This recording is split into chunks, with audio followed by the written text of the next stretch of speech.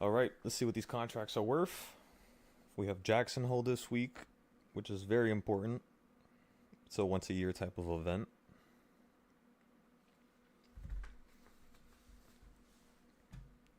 Let's see.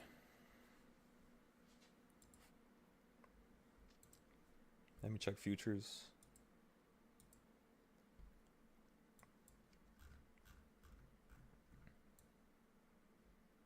Yeah, futures are below the box.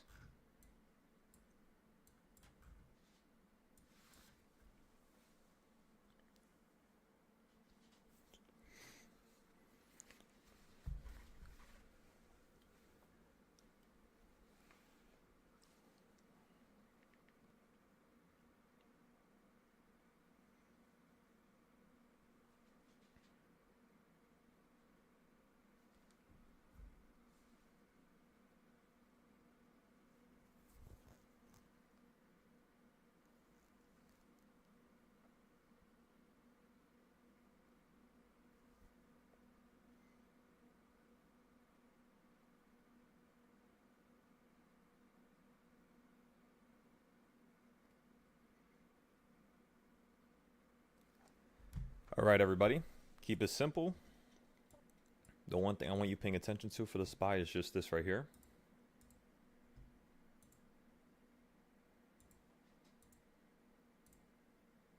Just these boxes right here. So if you go below 641.90, you're gonna crash lower. If you go above 644, you're gonna run up to 646, 647, and then 649.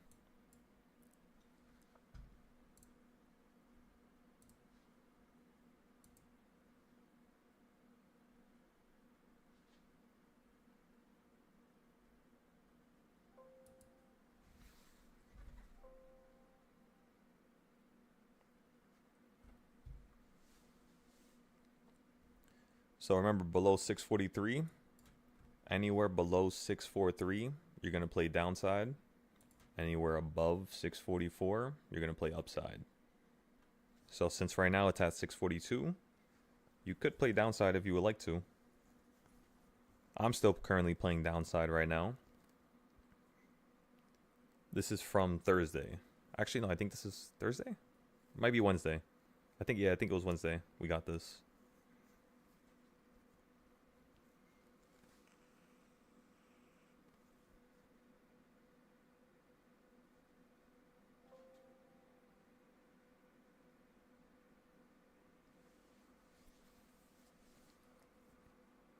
Remember, above 644, call us to 646, then 647 for the new high.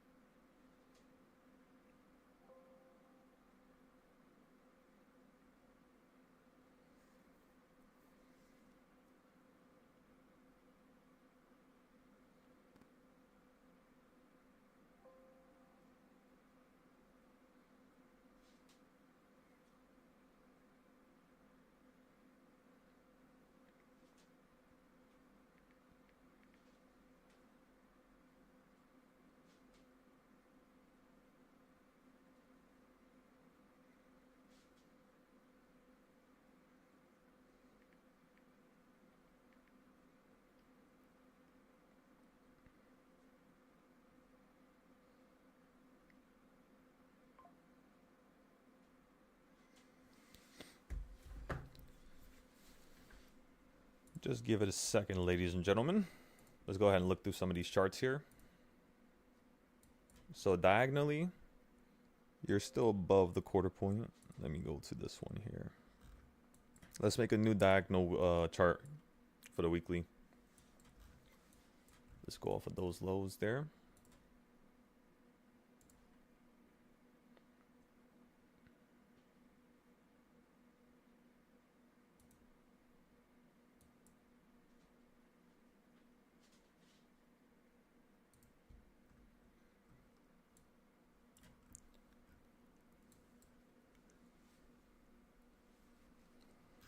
Yeah, you're already tilting again. If you can continue to tilt here. Yeah, look at that. It's following a nice little wedge here. So yeah, let's just see if it's going to run up and touch the top of that wedge. Because you already broke below this one, and you're possibly breaking below the next one as well. And then if we go to the bigger charts, which are like these charts here, let me show you. I'm going to show you guys something funny.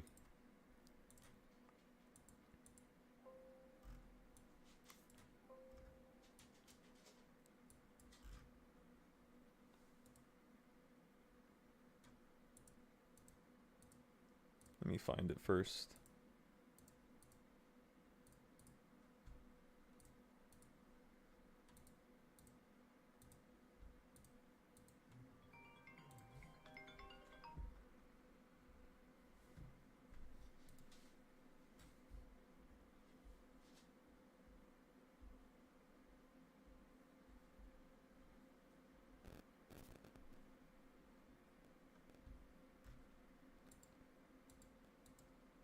I'm not certain as to what chart it was on, actually. Let's see. Let me cycle through them real quick. It definitely wasn't this one. Was it this one? Let me see.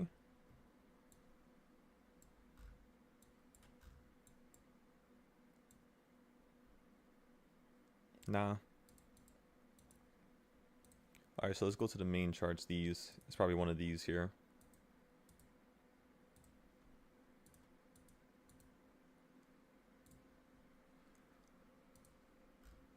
Yeah, there you go. Alright, I found it. Okay, so 1, 2, 3, and then the fourth time you touch it, you crash. 1, 2, 3, the fourth time you touch it, you crash. 1, 2, 3, the fourth time you touch it, you crash below it. Then you have 1, 2, 3, fourth time you crash below it again. And then you have a smaller one now, where it's basically right here. That low, right? 1, 2, 3. Fourth time you crash below it. So right now we're just simply repeating this trend. You could of course run up a little bit more.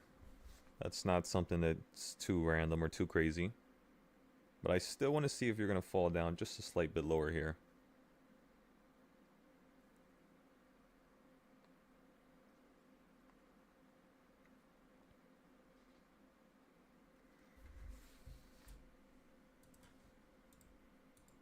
All right, let's go back to the blue chart now. Let's see what's going on here.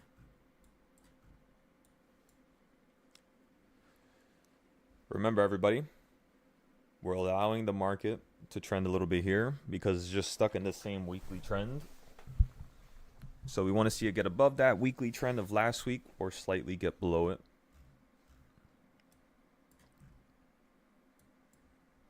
You're basically playing the same thing as Thursday.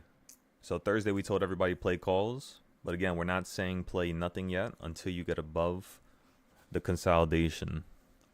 Because you could just go back and forth for like an hour, you know. So at least if you get above 644, it's more of, you know, pure confirmation. As compared to if you get below 641, where that's confirmation of more downside. So 644 is confirmation of more upside. 641 is confirmation of more downside, basically. The 0-day puts, they're not that expensive, by the way, in case you guys want to trade those as well.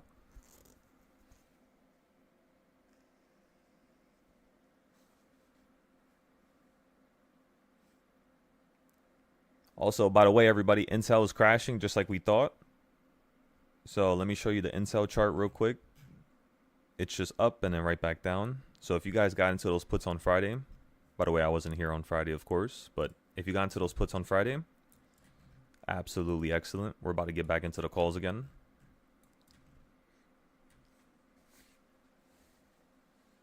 So 23.35. Let me see if we can continue playing this downside right now. How much did you make with the downside so far? These options were at $10. Right now they're at 40. So up like 400 or 500%. It's not bad. As you all can see, I have a red arrow at 25, so that's the reason why everybody already knew to play puts, at least on the Discord. And then we have another arrow at 27. So once we fall down to 22, if not 20 flat, you're going to potentially see this market pick up all the way to 27 next. So yeah, it's pretty cool. Pretty awesome, everybody. So again, let it fall down to 22.57 now. And then we'll see if we're going to buy some calls. For the futures, in terms of the futures chart, yeah, you're still below the weekly range. So the same weekly range the SPY is basically hovering inside of, the futures is also doing the same thing in a slightly different manner. That's the reason why I watched them.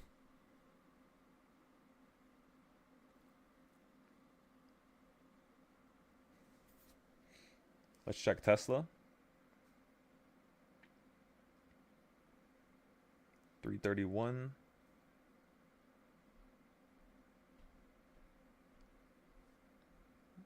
Yeah, the puts are still a little expensive right now. Nvidia.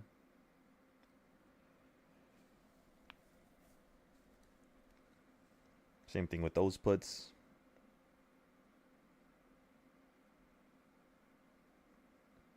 Let's check Target. Target's earnings are coming out soon. Yeah, 104, so it's still holding pretty nicely here.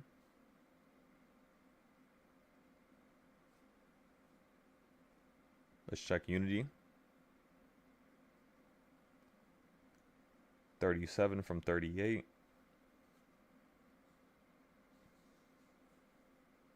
Puts.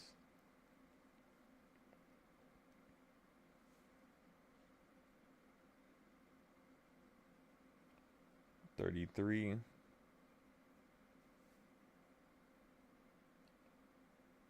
Four days out. No, that's too short. All right, let me check the space companies now. SPX is still stuck inside that range. So for the space companies,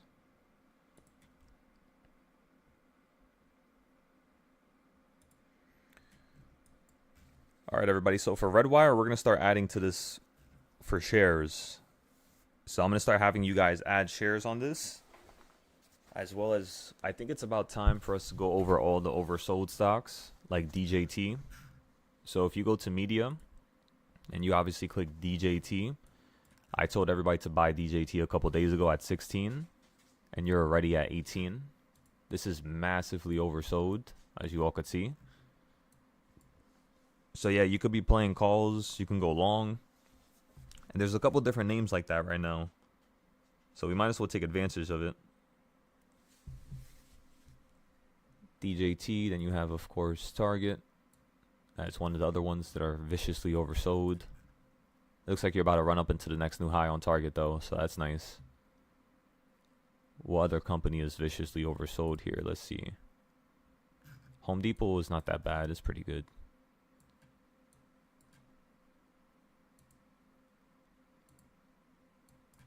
CoreWeave. I know some of you are playing this company here. If you go above 107, you could play calls to 120. And in Circle, I think that's the crypto. Some other service thing, whatever it's called. It might not be for crypto. But yeah, if you go above this one, above 140, calls to 174. TNA. That's the Russell, basically. All right, let's stick you back on SPY here. Let's see what's happening. Anything changed yet?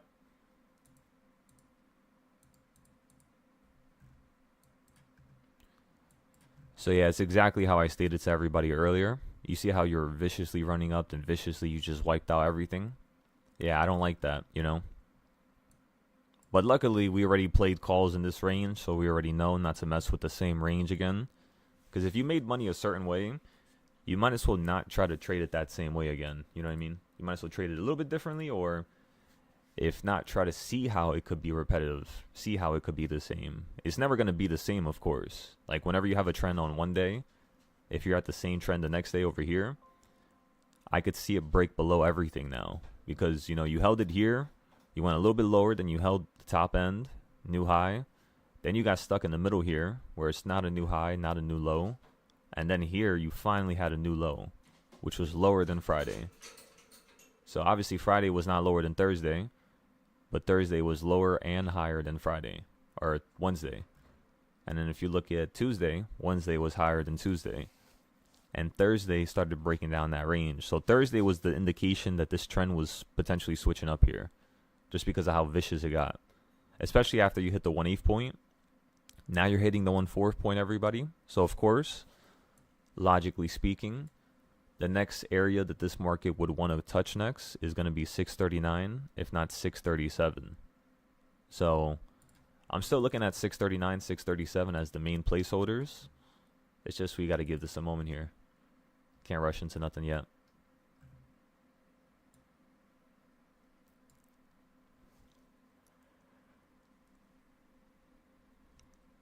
Because that blue chart, let me see, what was the bottom? The bottom is August 7th. So yeah, this is a different trend. Let me make sure I got the other one on the screen as well. This is the bigger trend. This is from the 1st of August. So this is the whole month of August right here, this yellow box. And you basically hit the 1/8 point over here, ran back to the top. Then you fell down to the 1/8 point again. So the 1/4 point on this side is going to be 640. On the new weekly range, right? Like the all-time weekly range for August, the month of August.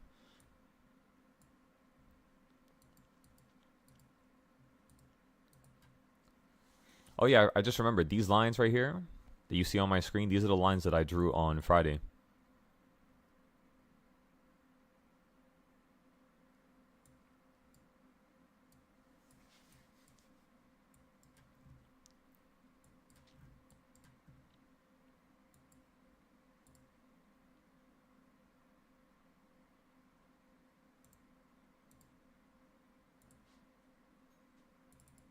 That's how you can make a new high. And then for now, the way you're going to make a new low is basically from here. You're going to dip below the range, hold below it, and then potentially fall to 639. For the upside, it's just once you get above this wedge here. Keep it simple, you know?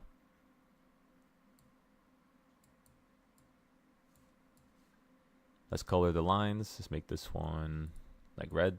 Yeah, that looks good.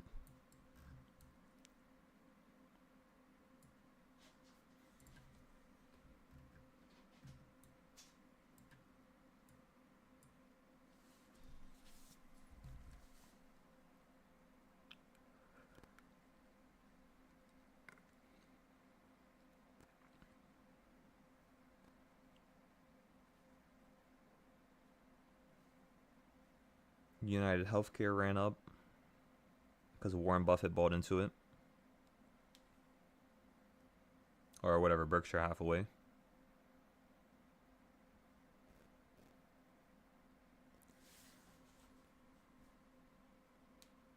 Let's check the reversal points real quick.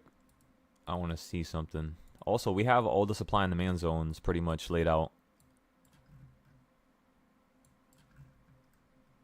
So that's kind of funny, as you all could tell, because you hit the yellow one on Friday, and then you ran up to almost the purple, fell down to the yellow again pre-market today, and then right now you're in the midpoint of the purple and the yellow. So this would be the perfect area for you to potentially shift outside of the mid to the next mid. You're also above the 200 moving average. So I'm looking at the puts for 0 days, as I have a put for later on this week. What time is it? 6:47?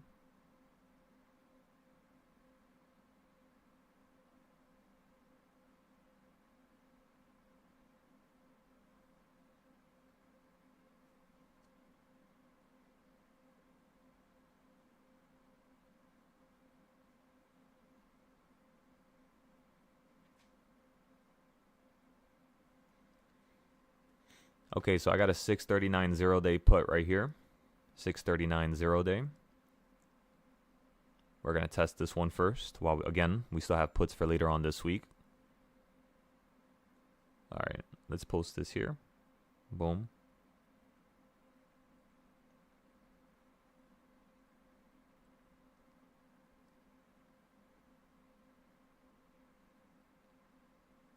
The reason why we're playing 0-day puts right here specifically is just due to the fact you're slightly below 644, you're slightly below the wedge, and you're slightly below, let me show you the other weekly 1/4 point. Let's go take a look. This one right here. Let's go ahead and draw it for you. So yeah, there's a couple points that you're basically hovering by right now. So until we go above 644, we're just going to play with these cheap entries. While again, we still have our another weekly entry for the put side. And then once you get above 644, calls to 647. And then we'll continue playing calls higher. That's pretty much it. Small little blip on the SPY.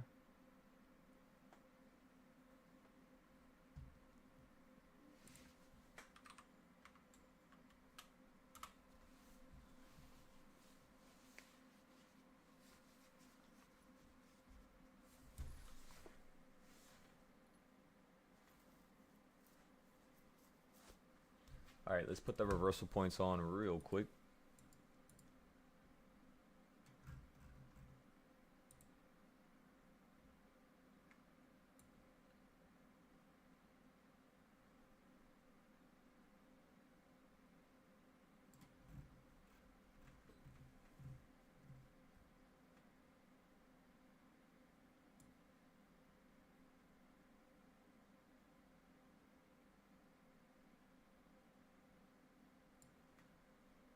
Alrighty.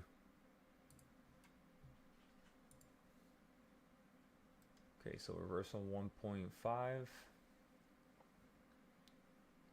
If you fall down here, you're just going to fall straight down to 642.46. And that means this option is going to go up to, it's going to go up about 50 to 100% for the cheap one.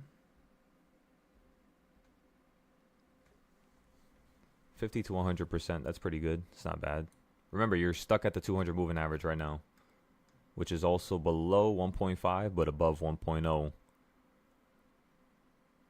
Which means, again, if you hit 1.0, you could see a retrace back to this, reversal point down here, which is 1.0, but to the bearish side. That's usually what it does in the morning. Just give it a second. We'll see if it does it again. 0-day puts are already up right now, 5%.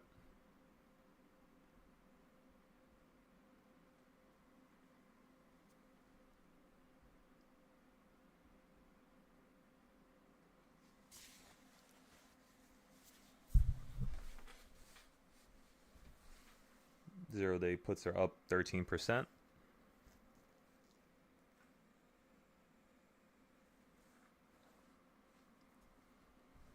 Look at that, everybody. Beautiful play right there.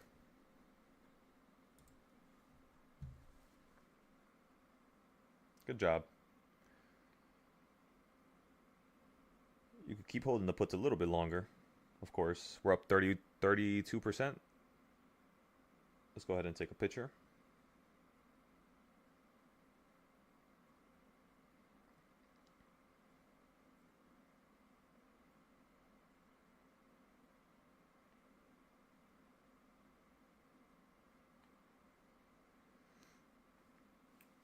Remember, you can go down just a tiny bit more to number one. If you hold here, you're just simply holding at the opening price, which is a very bullish thing to do. So if we hold here, yes, you can go into a new high. That is correct. We're up 40% already.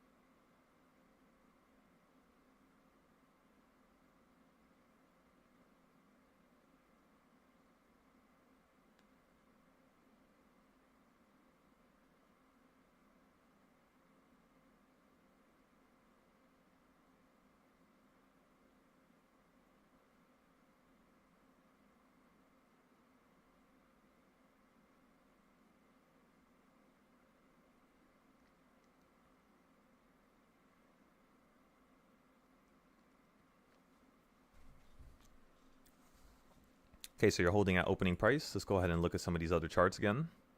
Supply and demand zones, where you're at. Where are you at? Let's see. So I would think that this is going to fall down to 642.16 and then probably run up again to 642.78. So yeah, once this market hits 642.13, we're going to tap out of the 0-day puts. And then we're going to wait for this to consolidate above. This is how the market falls down when you have supply and demand zones. And since I have them done here, I at least have a purple and a yellow. It's over for SPY. We pretty much know everything that this thing could do here. I didn't make the boxes though, so I guess I'll have to do that right now. So like this is how you would go about making your weekly boxes. You would select the bottom of the yellow, or select the top of it, not the bottom of it. And then you would select the bottom of the... I mean, I guess this would be the top of it, yeah.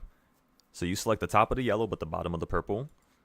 And then now you have these ranges right here, right? So then you chop it up again from the midpoint. And this is the range you get, which is 644.49. And then the bottom range is going to be pretty much right here at 643.20. So you ran up, you hit the quarter point, which means, of course, everybody, now you can fall right back down to the yellow and hold. So that's what we're looking for right now.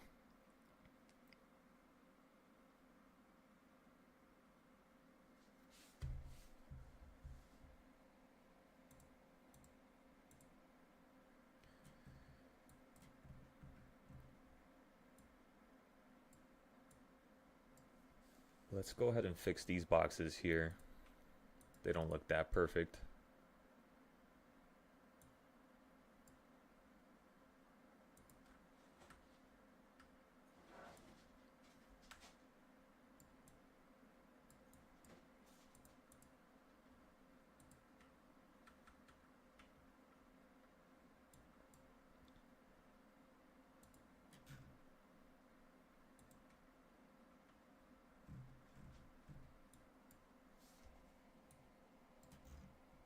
Okay, there we go. All of our boxes are fixed right here.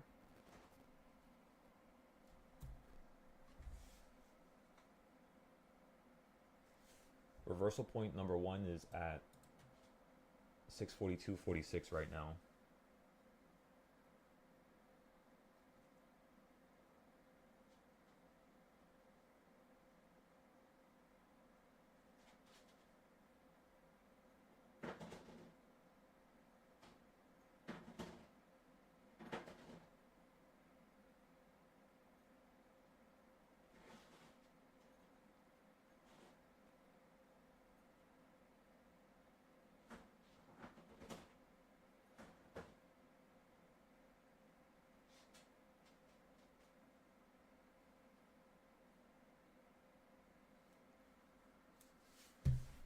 Take your time, SPY. Take your time. Let's go look at the futures market to see how the futures are doing. The futures probably dropped below this current area, but let's see. Let's go to the 5-minute. No, you ran up above it. Let me see. But you're consolidating at that same... Yeah, so I had to give the futures about 15 minutes here. Let's see if you're just going to run up to a new high. So if you guys want to sell your puts here for 40%, you could do so just in case. In case you want to buy into another set.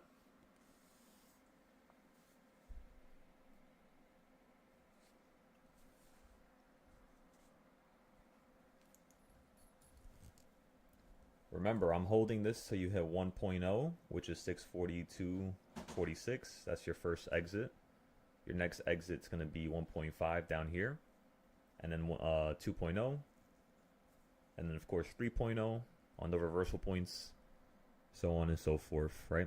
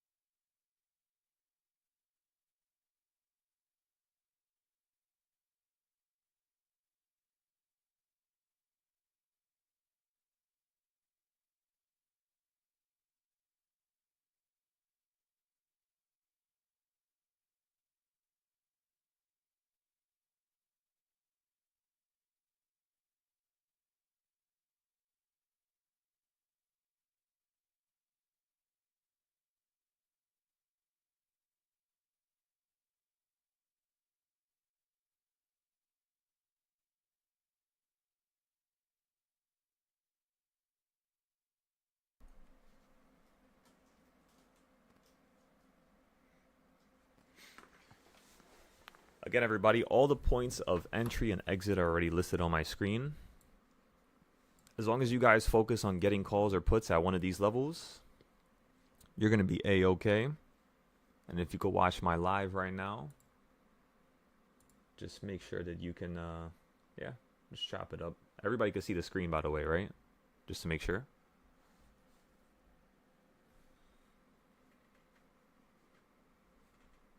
You can't? Thank you for letting me know now. Whenever that happens, just let me know, everybody. Remember.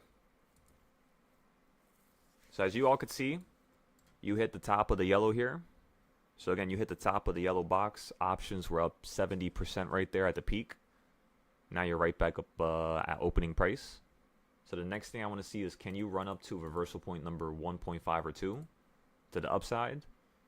Or are you just going to fall right back down to 1.5 down here?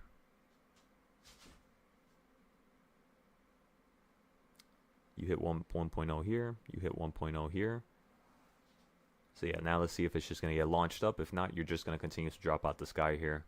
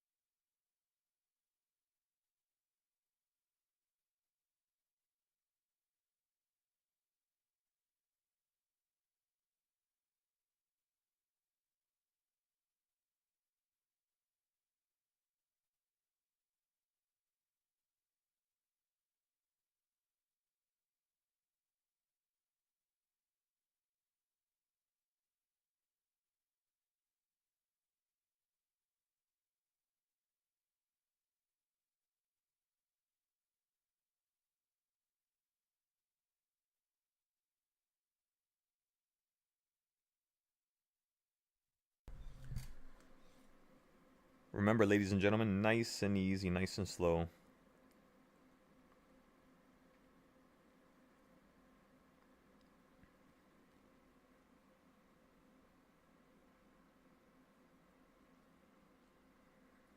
Why does this smell like chips? I'm about to say. It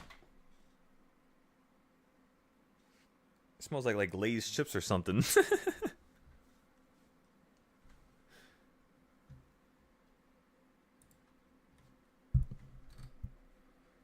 Correct. So you already hit reversal point number 1. So remember, that was your first exit. We told everybody in the morning when we first got into this put at the top there, we're just going to play puts down to number 1. And then the next one's going to be 1.5 and then 2.0. So that trade already worked out. If you sold it, you sold it. If you didn't, you're waiting for the next opportunity, which is the next trade to take over. Which direction can that potentially be? Since you hit number 1 to the bottom, you could possibly extend the range and hit number 1.5 to the top now, which is going to be 644. So yeah, that could definitely happen. You could also still hit number reversal point 2 up here at the top. So if you hit number 2, all we're going to do, because of course you guys obviously know that I don't sell out for anything under 100%. If you just hit number 2 on the reversal points, I'm just simply going to add one more option. Our options did go up to 70-80%, but again, we don't want just a 70-80% gain. We're looking for something much grander than that. If this is your only put, let me see. Should I be worried? That's fine at first, or is this the one play based on your calculations?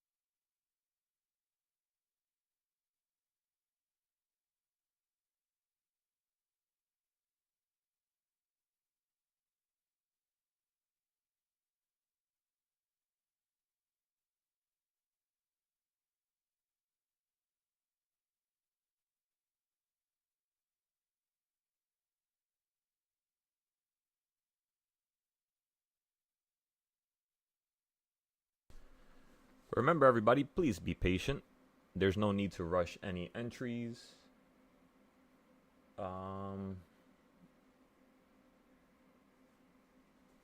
We got some people on the YouTube that made money with that. Did some of you guys sell out of these puts on the Discord? Make sure you take your profits, right? Have bigger entries, have smaller entries, have weekly entries. Of course, don't get into all of them at the same time. Obviously, no. But yeah, make sure you have all those different entries, of course. It's going to massively help out.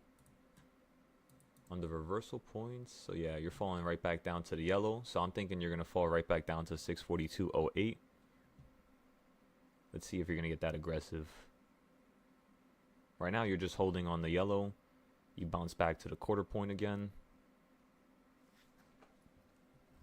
Did you hit the quarter point last time? You did. You almost hit the midpoint now as well. So yeah, this could launch you into a new high here. If you get above the midpoint, which is 643, 643.80, we could start launching up towards this top purple.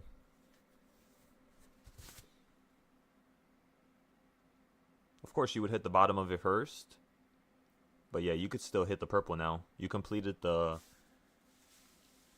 weekly trend. And if you don't understand what I'm saying, just look at the chart like this.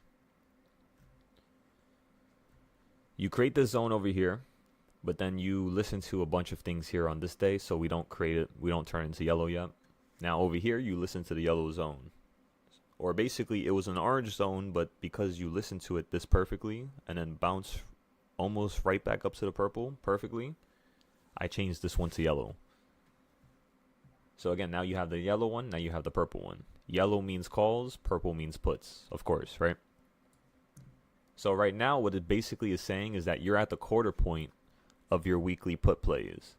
So if you're buying puts right now, this market could literally run all the way up to 645, right? Which is where I bought the puts. And you could potentially break out higher. That's what you need to watch out for. So as long as you don't have too many puts right now, you only have like a certain amount, I would say you're good. But remember, you're at the bottom of the range. So if you're buying more puts here, just recognize it might be a bad idea because this is where all the buyers are. So they might just send you up again. You know what I mean? Remember, we played the puts at the top of the purple. You fell down to the yellow. We're still waiting for the market to break down lower. If it just wants to consolidate here or break up higher, that's okay. We'll just continue to play that.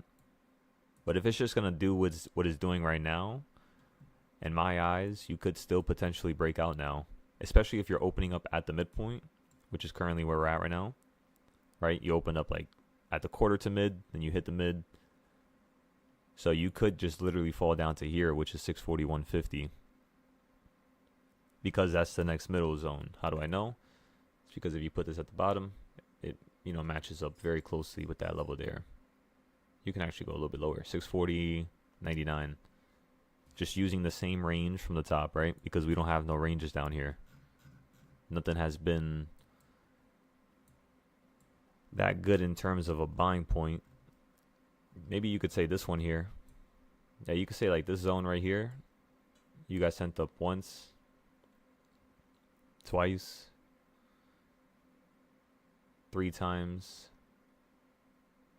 4 times, 5 times. So yeah, we could turn this zone right here to yellow.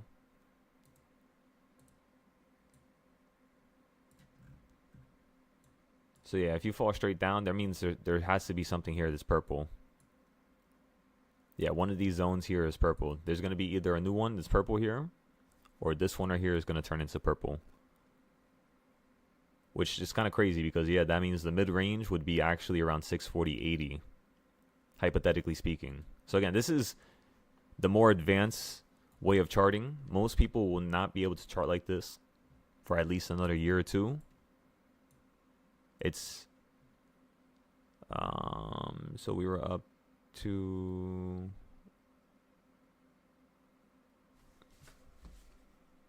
give me 1 second.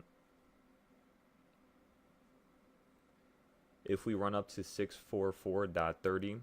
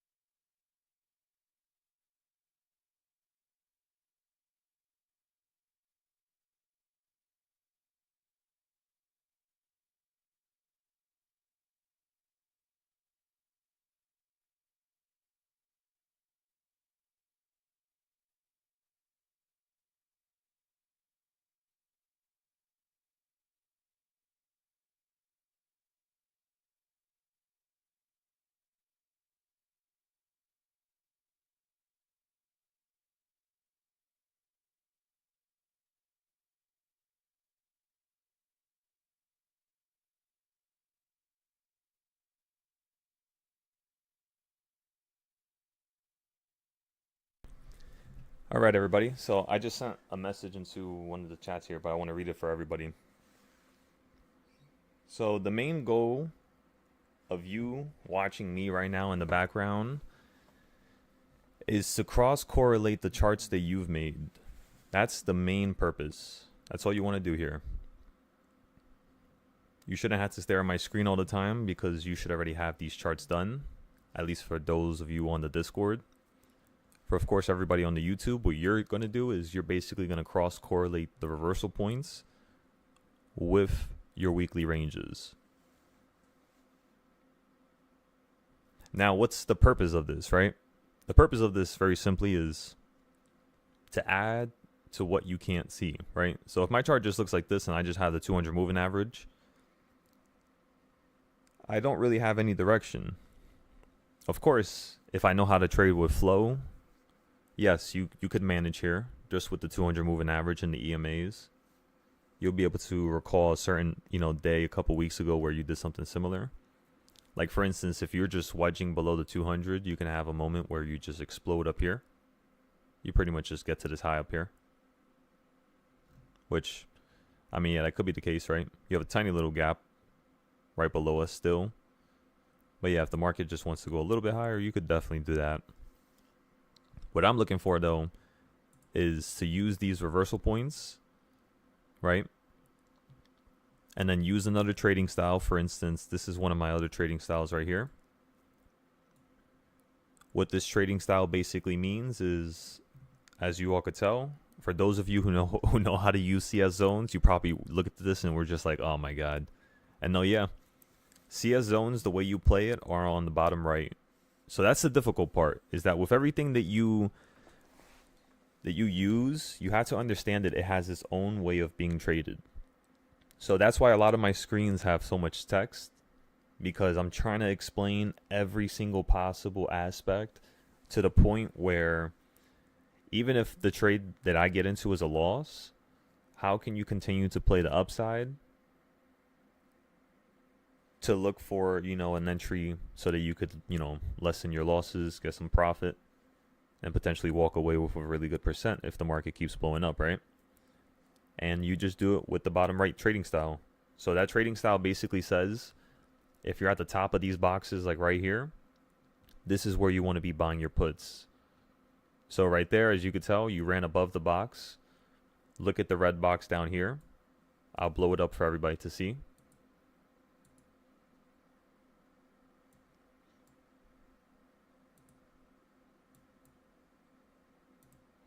Okay, so potential scalp play for the puts. Goal is to buy on top and let it fall into the box. Then go to the middle. Then the low. Finally out the box and down into a previous low.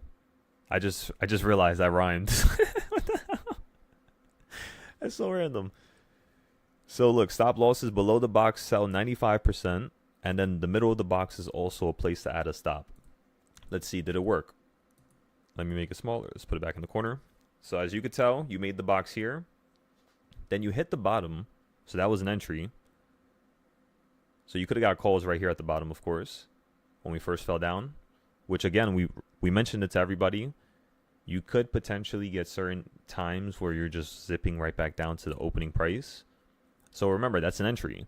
If you only go a certain amount of price action away, right, in terms of the opening price, and then you zap down to the opening price, it's just simply telling you today could be bullish because you're staying on one side of the grid.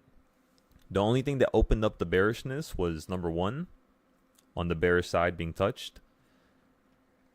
That's why now what we're looking for is the bigger ranges. Is everybody with me now? So in terms of this trading style, this one trading style right here, out of all my other trading styles, it actually can tell you how long something should happen from, where you basically bought from. So like for instance, 1-to-1 is a normal thing you do in the morning. That's what we told everybody. 2-to-1 or 2-to-2 or 2-to-4. You know what I mean? Like you hit this number 2 up here, and then you simply just fall right back down to number 4 down here. That's like an afternoon move, so we would have to wait probably like another hour for that one right there. But the point that I'm trying to make is that 1-to-1 is something that happens in the first, 10 minutes, 30 minutes, which means 1.5 to 1.5. So like let's just say we stop right here and you fall right back down. You're going to go right on top of 641 like 70, 641.80, around there. Which it could do right now. You could literally just turn red right now. This would be a perfect opportunity. But if it's bullish, it will get above this, no problem. Because it's only 1.5, you know? It's nothing too difficult, nothing too strong. It's basically a consolidation. Until you hit number 2, which is like 644 in our case, or 641 to the downside. So like for instance, like if you fall right now, right? And you just fall down to number 2, that's about $2.40 from where you're currently at. Almost $2.50. Actually, wait, if I put it perfectly on number 2, it would be $2.55. $2.55 perfectly. So yeah, that right there would be a really big range. But ask yourself, ladies and gentlemen, is that still breaking out? And the answer is no. That's still consolidation. Until you go above $2.80, this is all consolidation. So the real range that you would need to drop below or get to and then drop down to would be this one here. Because then that range would be around $3. And at that point, that day is no longer considered consolidation. Even if you literally just zap around the same opening price at the end of the day, yes, we will consider the day generally a consolidation day. But in terms of the movement throughout the day, you need to get to number 2 or hit the bottom number 2. Point blank. So whenever you're playing calls or puts at the open, your first goal should always be number 2, up or down.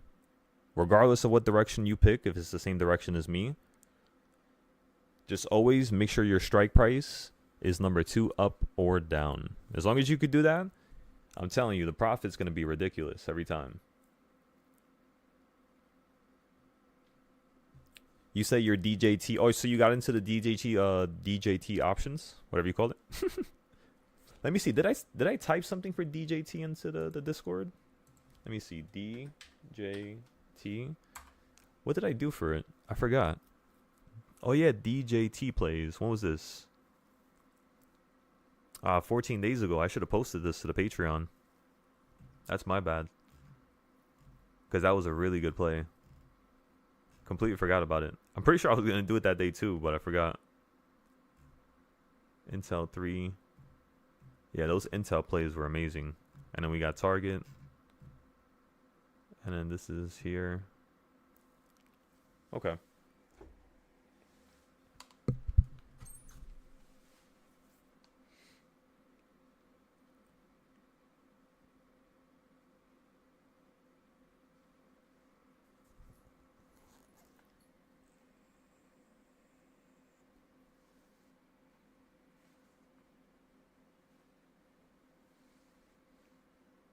So you went from on top of the box, now you're inside the box.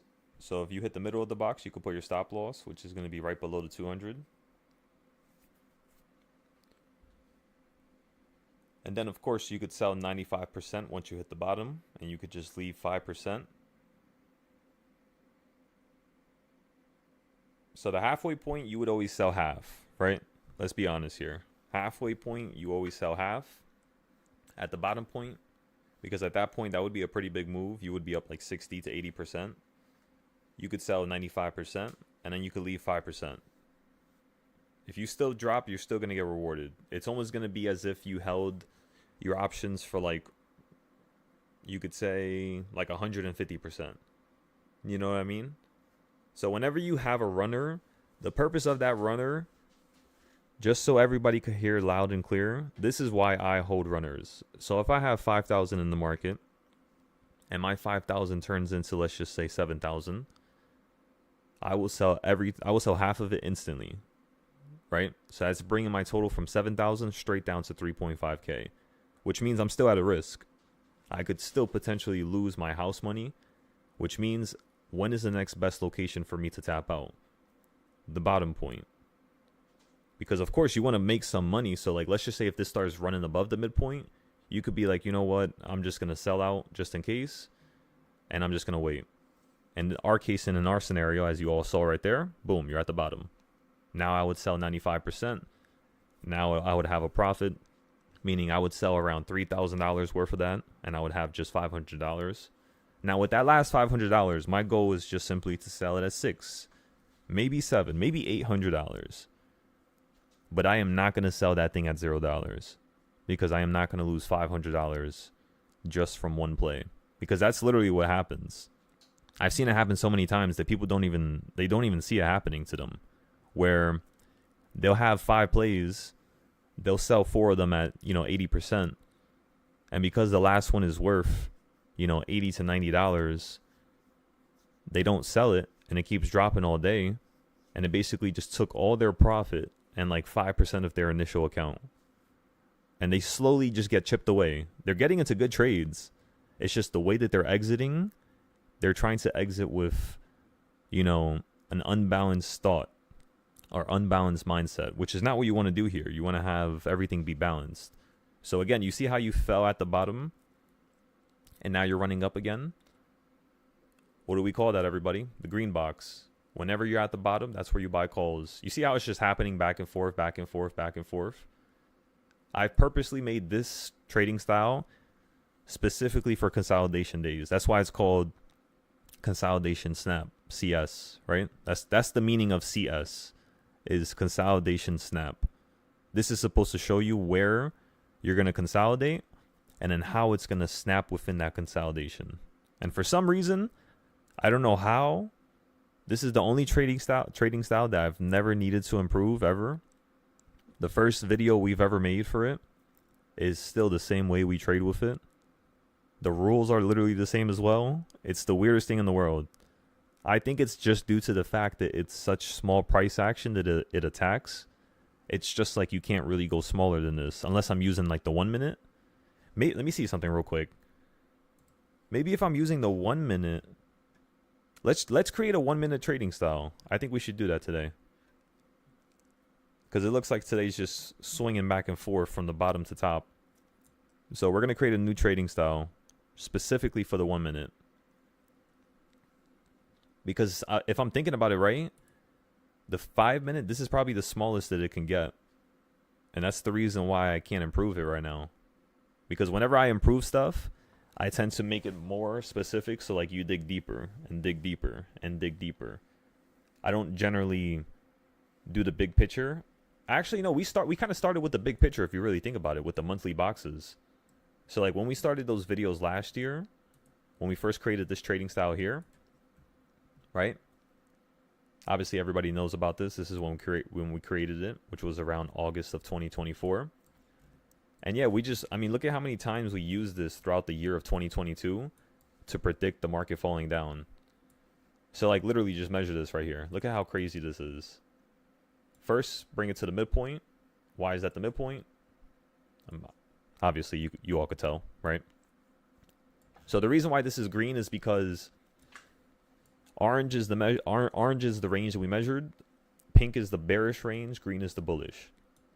So when you ran above this line here, I simply told everybody, play puts for you to fall down to the top of this area.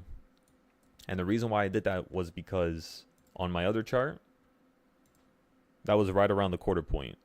So you see right here when the market ran up above the orange for the first time, when it stopped, it literally was at this. Let me show you, because you probably can't see it. Can everybody see it now? You were literally at that midpoint. Look at that. So when you hit that midpoint, I told everybody, if you fall below the top of this range, because it's such an important range, you hit it here, fell, hit it here, fell, hit it here, fell, and then you broke above it. Now you're holding on top, right? So I told everybody, if you break below this range, you're possibly going to fall this low. How do I know that? It's because that's how much you ran up here. Equal reaction. But it never happened, right? So what you got was a situation where the market wanted to go to the next point. So as you could tell, if you look at this middle point right here, look at how the market basically swung from the downside all the way up to here. And then once you hit this point here, It consolidated for a little bit. Then it kind of went to the top box, which was this one here. Look at that. Look at how it just perfectly wicks to that line right there. Like, you can't make this up. It's insane.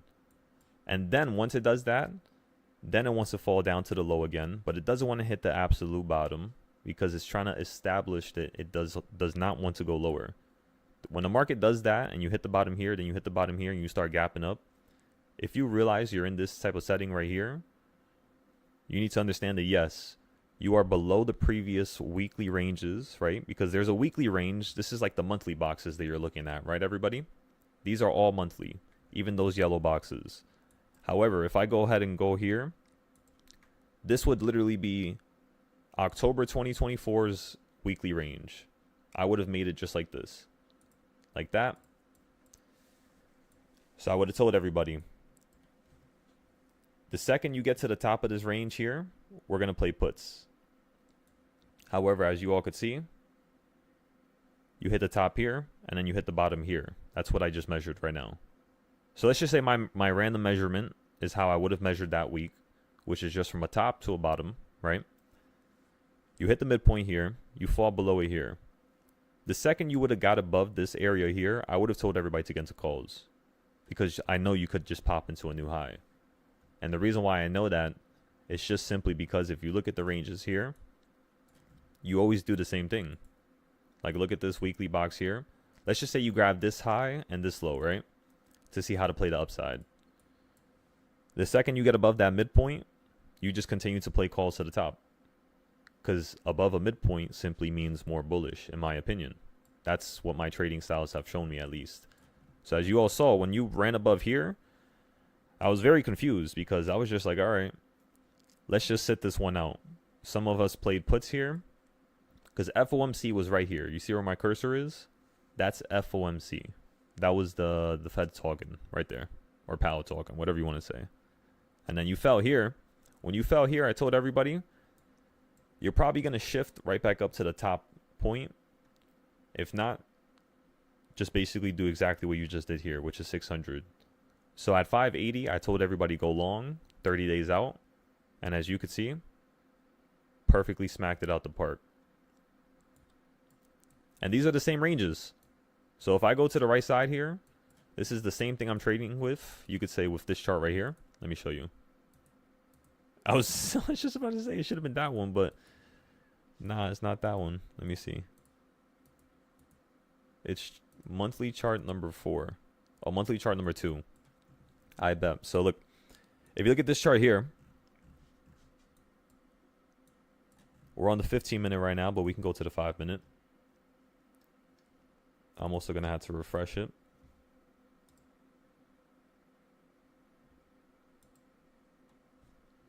And then we'll tie this back to what my initial conversation was earlier, or my initial idea, or my initial statement, I should say, whatever you want to call it. So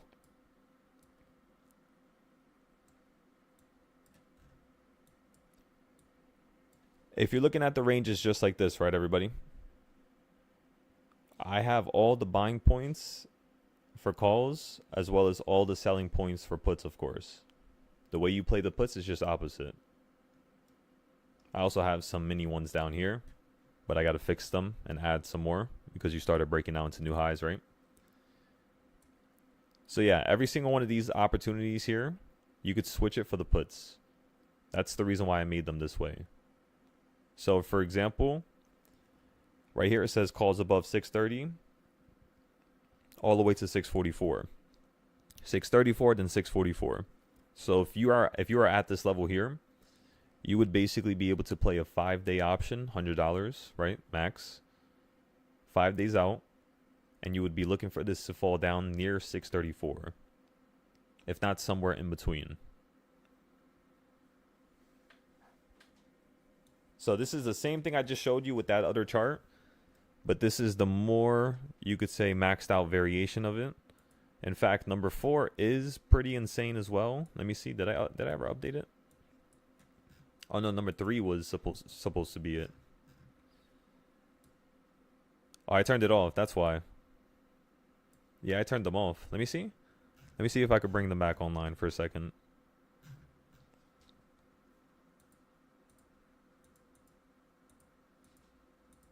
I turned off a lot of stuff because I had to fix it. As you could tell, this chart is undergoing some maintenance, so don't mind. It looks pretty terrible right now. That's the all-time range. That's not the one that's what I'm looking for right there. Okay, so you see these boxes here? These boxes are solely created from these bigger boxes. So this is how I get my buying points. So when you were at 480, the reason why I told everybody to go long here was just simply because you were near the bottom half of the whole entire yearly range, right? So now, the way you would go about, you know, copying and pasting this is just simply, let's find out what group it is, number 5. Watch how easy this is, everybody. So just like that, you copy it, you hold control, you paste it to the top, you open up a new group just like that. And then as you all could tell, these are your next buying points. So right now you're in between basically the next massive high, which is going to be at 692. So 692 is going to be the next massive high. Now let me make sure I did this correct. Actually, no, this is not correct. The reason why I know this is not correct is because logically speaking, right? Think about the perspective. If this box goes into this box, that means the next box is going to be smaller. So that's incorrect. It would actually be here. Actually right on top of it, not inside of it. So that would be the correct way of actually copying and pasting this. So now if we zoom into this, now it actually makes a little bit more sense because you hit these lines here, right? This pink box right here, specifically for a reason. I'll even put up the opacity so you all could see it. I'll turn it straight to red.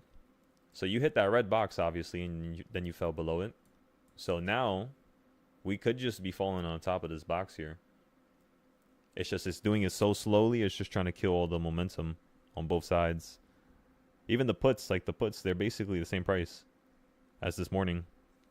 And we're going to take a look at SPY's price right now just to see where it's at.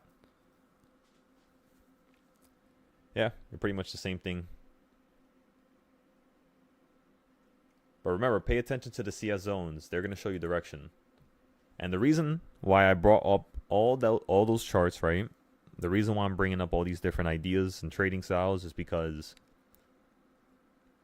once I look at all these charts, which takes me, I mean, think about it. If I'm looking at my charts like this, right? I know I might cause you to have a little twitching moment here, but just just look at the charts for a second, right? Look at them for 1 second. If I'm looking at all these charts just like this, right? And everything is zoomed into the same time frame, which is the 5 minute. I have my weekly boxes, my monthly boxes out. I have everything chopped up like right here to the side with my buying points. If I just go like this, then this, and this, and this, and this, and this. You understand what I'm trying to say? It takes me about 5 minutes to actually look through all these charts. Even if you want to add 5 more minutes on top, it takes you 10 minutes to look at all these charts and actually see the price the SPY is currently at and where it is in terms of the lines or your trading style. Like this one right here tells me I need to get below 642. Once we get below 642, then this trading style is going to start working out. Until then, you might just hold and pop up to the next white line here, which would completely destroy all contracts, right? So that could be the case right now. You might be running up. It's obviously something we drew here. So that's a risk, right? Then you go to the bigger charts. You look over here. And the point, I think you understand it all by now, obviously, is that the more charts you have, the more certainty you're actually going to make money. Like the more the certainty is that you're going to make money, whatever. The higher your odds, the higher your chances, the higher your probability of actually making profit every single day. It's what I call success through aggression. Meaning success is only just going to happen here because of how aggressively we're trying to get this done and make it happen. Because we're looking at the market with so many different lenses and so many different perspectives, so many different patterns. Anything we can obtain and get our hands on and create in terms of a trading style, we're instantly doing it. And because of that, success always happens, basically. Of course, every week is different. I kid you not. Every week is a different animal. Every single week. There's still a lot of work you have to do and put in and update the charts and make them better. And, you know, like there's obvious, you know, consequences of making these charts. And that's, you're going to have to start doing what I'm doing, where I have 12-hour days, 14-hour days where I'm just fixing up the chart the whole entire day, you know? I kid you not. That's what I have to do every single, at least once a month. Once a month, I had to stay up for at least 12 hours one day just so I can update all charts for like the next 3 to 4 months. Improve anything or see what went right, what went wrong. For example, like with this, the supply and demand zone chart, this chart right here, I created this chart in February. And as you could see, you're basically right at the put levels. So if I go to the right side, originally I have the 0-day puts right here. So I told everybody to buy 0-day puts here. Now, there was a yellow zone that was created right here. So the only time that a 0-day put would technically work out in theory, quote unquote, with my fingers in the air, right? The only way that a 0-day put would work out right here is if you're actually playing 0-day puts when the market's going to break down lower. Because if you keep hitting the yellow, you're just going to keep bouncing on it. Which, as you all could tell, you did it here once, twice, 3, 4 times, 5 times, 6 times. So you would have lost money 6 times had you had played with this one aspect of my trading style. So when I saw that, I was just like, you know what? I have an idea. Let me fix it now, and then let me go ahead and, you know, crunch this in like this. And then let me fix all the 0-day entries as well, which is what I did. I made them all smaller in terms of distance. So now all the 0-day puts, they're like right next to the line here, as you could tell. This one I actually had to fix. No, it's still close to it. It's still close to it. 614. I guess I just added a few more here. But yeah, that's how I fixed it. So now I fixed the calls as well. The calls originally, they were this far away. But I'm like, you know what? That might not be a good idea. So let's just make the calls right here. Let's put the 0-day puts right here. And then look, it pretty much works out much better. So yes, I kind of did fix it now. I kind of did change it now. But I think you guys understand what I'm trying to say now. All right, so SPY looks like it's dying. As you all could tell, boom, just like that. We're up a crazy amount again. Let's take a picture of everything. You could, you know, stop out of your options if you want to claim profit. I'm still holding. I'm looking for a greater downside. But let's see if you're just going to zip right back up. How much did the options go up to at the peak right there? Let me see. The weekly ones didn't. It's not bad. That's pretty good. The daily ones, the 0 days. Let me see what the max of these were. I wasn't really paying attention right there. The max of these was about... yeah, 15, 16. It's not bad. We'll wait and give it 1 second. As you all could tell, you hit number 1.5, and just like we said, you fell out the sky. You hit number 1 on the other side, and now you're showing more bearishness. This is a good sign. This could take you down to 1.5 down here, if not 2.0 on the reversal points. And whenever you're trying to sell, don't fight with the limit order, please. Just market order. It's okay if you get a worser entry or exit. It's okay. It happens. You're going to have more entries, more exits. Just market fill. It's always the most logical thing to do, you know. Because whenever you market fill, you're most likely going to be after like a pop right there. But yeah, do you guys see how we're, you know, choosing the correct direction? You know, we said downside of over here at number 1. And then number 1.5, we told you if it falls, you can go straight down to the next 1.5. And currently you didn't go as far, but generally the consolidation range is what I'm trying to point out to you, is what we're perfectly capturing right now. So whenever I buy an option, right, this is the one thing that most people don't understand. Why do I buy and sell at certain points, right? It's all meticulously thought out, of course, but To quickly explain it to you, it's not rocket science, of course. If I buy a call at number 1, which is right here on reversal point number 1, I'm going to sell at opening price or before number 1. If I'm buying a 5-day option, I'm going to buy at number 1 and I'm going to sell at 1.5. If I'm buying a 30-day option, I'm going to buy at number 1 and then sell at 4.0, which is all the way at the top up here.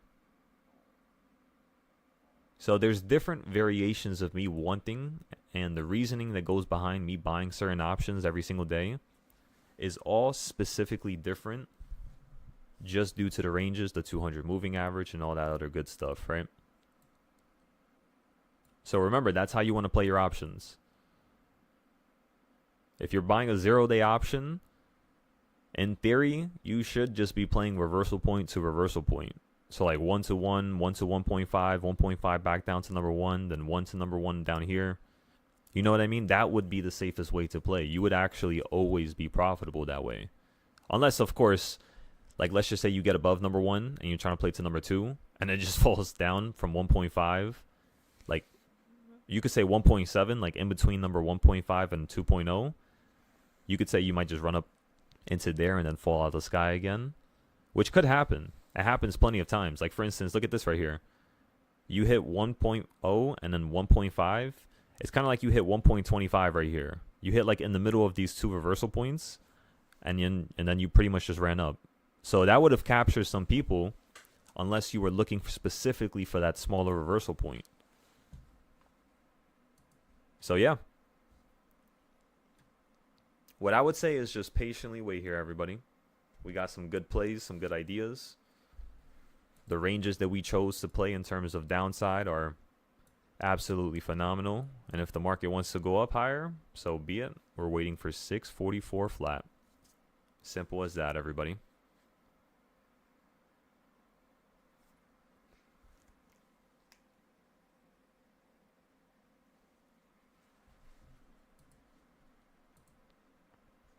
Let's go ahead and check the futures charts now.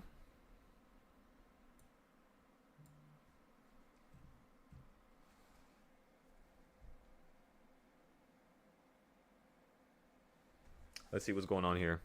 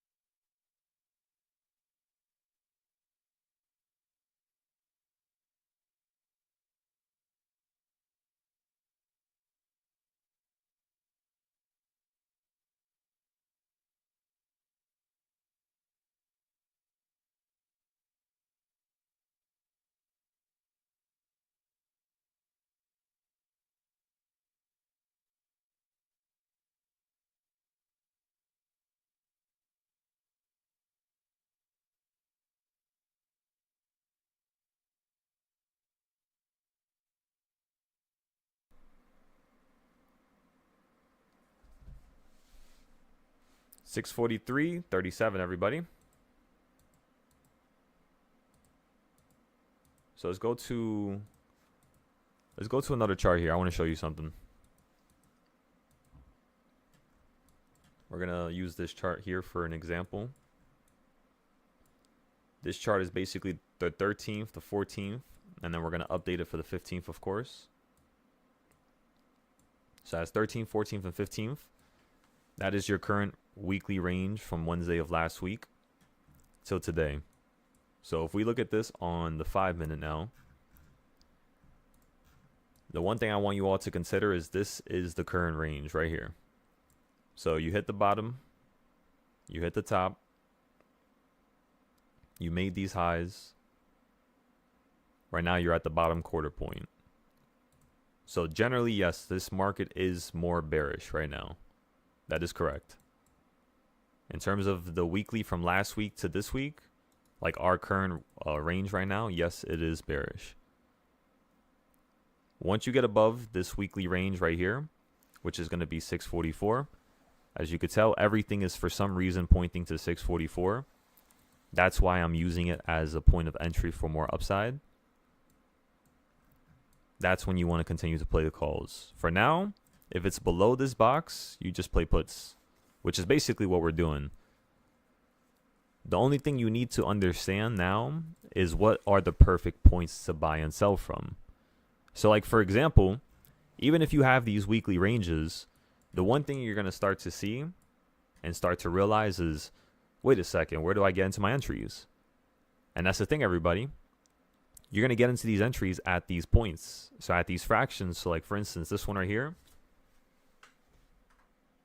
would be 1-4, right? The reason why this is the 1/4 point is because if I take a box right here and measure the top of this box, I know it's a little uneven, like the top is sticking out, so let me just fix it. There you go. Whatever. So let's just say I have this box like this, and I measure the top to the bottom right here. That's one box, that's two box, and then that's 3 and 4. So it takes 4 of these boxes to fill up the whole blue range. You see that, right, everybody? That's why this box is called the 1/4 point. Because it's basically showing you all the quarter points, which is that's a quarter point, that's a quarter point, that's a quarter point, and then of course that's a quarter point, right?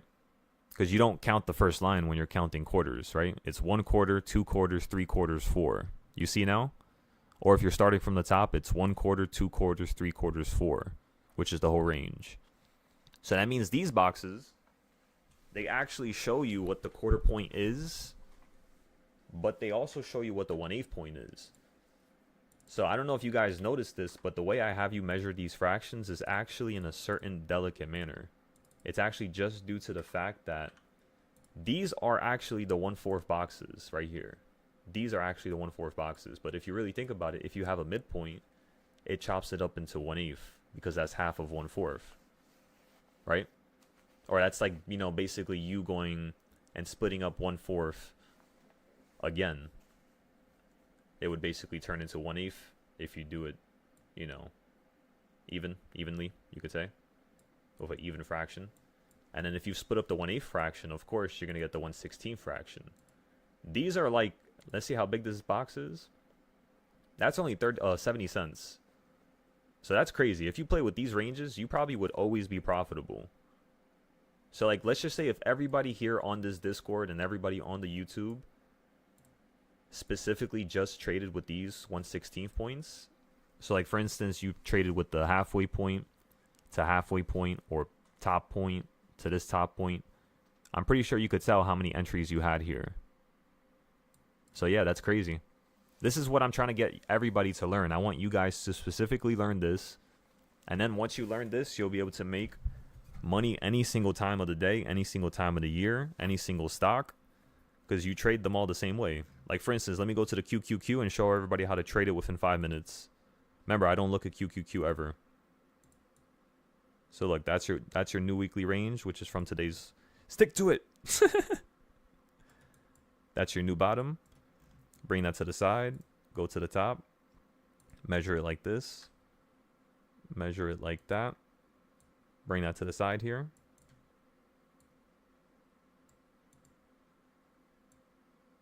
Just like that. Bring this up to the top here. Just like that. bring this box right back up here. Let's just measure the 1/8 points now. Let's put them to the side so it doesn't just look ugly. Just like that. So everything is done already. Let's go ahead and make this smaller. Let's make this one smaller too. Everything is too green.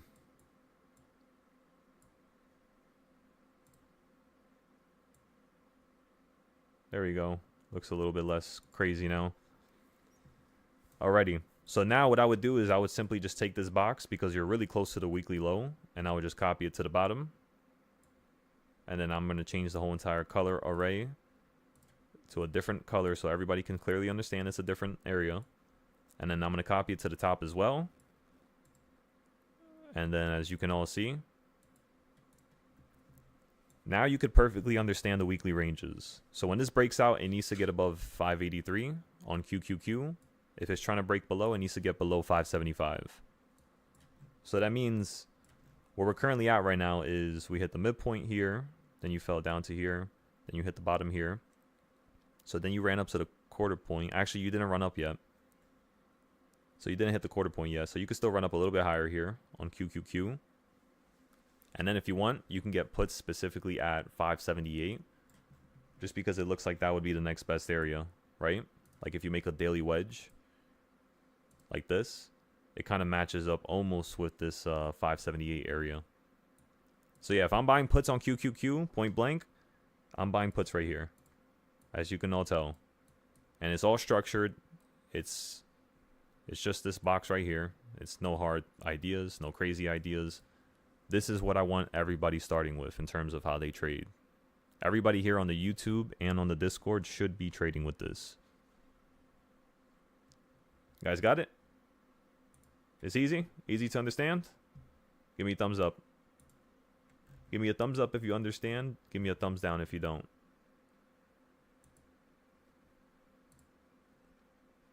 Thumbs up, thumbs up. Alright, so we're going to be ending the live here shortly.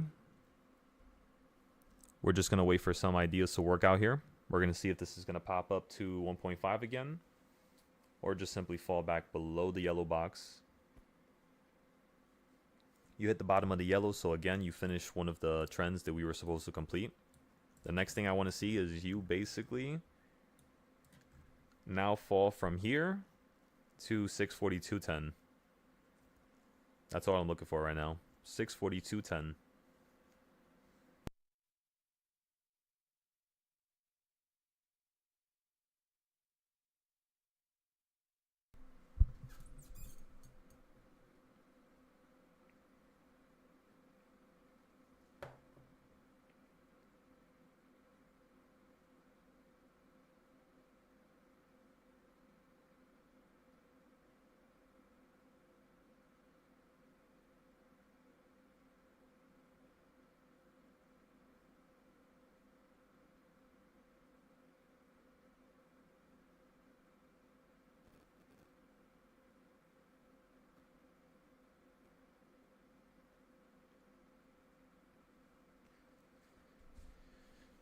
I'll explain to you why after I'm looking for that specific area. But I'm going to tell you after. So first, let me tell you point blank a simple idea, a simple concept, which is puts from this area. And then we're looking for it to drop down to 642.12. Potentially even 641.66. But 642.12, that's the first area we're looking for right now. You'll understand in just a moment here. If it happens, of course. In terms of upside, you already know. Same level, 644. We're just waiting for 644, and then boom, we continue to play upside. On the weekly trend chart, in terms of your diagonals, as you all could tell, you're hitting the bottom perfectly, so we'll have to give it a second here.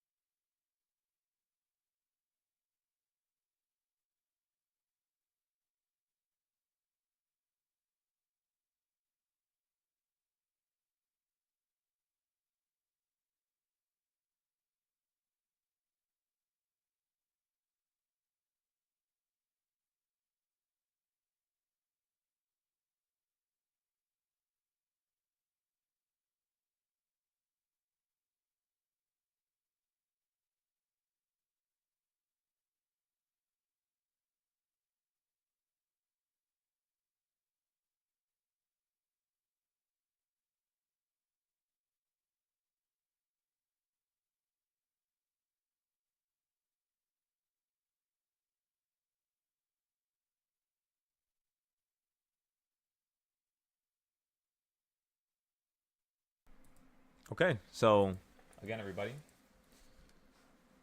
let's go ahead and take a look at where we're at on the price action. Let's look at the blue boxes because it's a little bit more clear. Not that much stuff on the screen. Actually, you know what we could do here? Let's go ahead and move everything to the right side just so it's not in the way.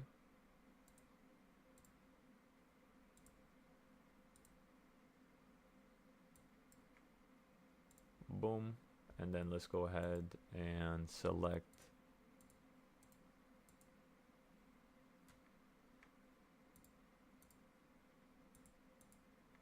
let's find where the price labels are at.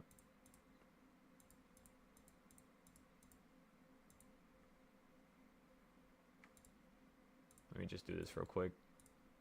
Click, click, click, click. And then click these again.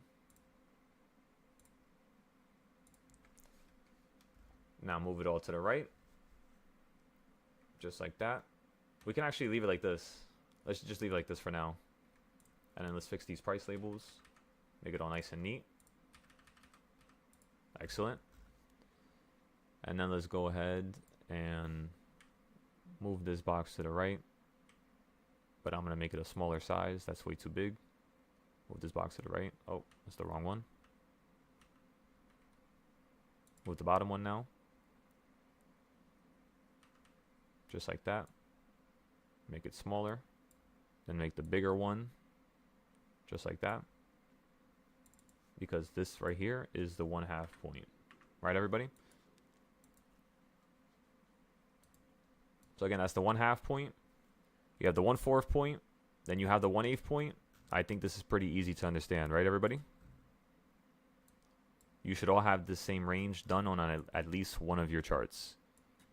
Have like one of your charts just be like a crazy weekly, range chart.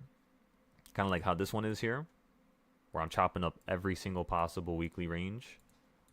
And then different screens have different variations of it. For example, like this one here. This one's really nice. So if you're above 641, it's basically telling you you could run to 652. So that's the next area where we're gonna be getting the puts. 646 was the last area, or like right around it. 652 is gonna be the next area for puts, and then the last area is gonna be up here at the top, 663. Of course, 658 is gonna be another one, but we're probably gonna skip some, just so we don't, have too much losses. So the next thing I want to work on here with everybody, again, since we fixed this one, is let's go ahead and actually fix these points here. Because these are your more important points. Those are like your stronger entries, right?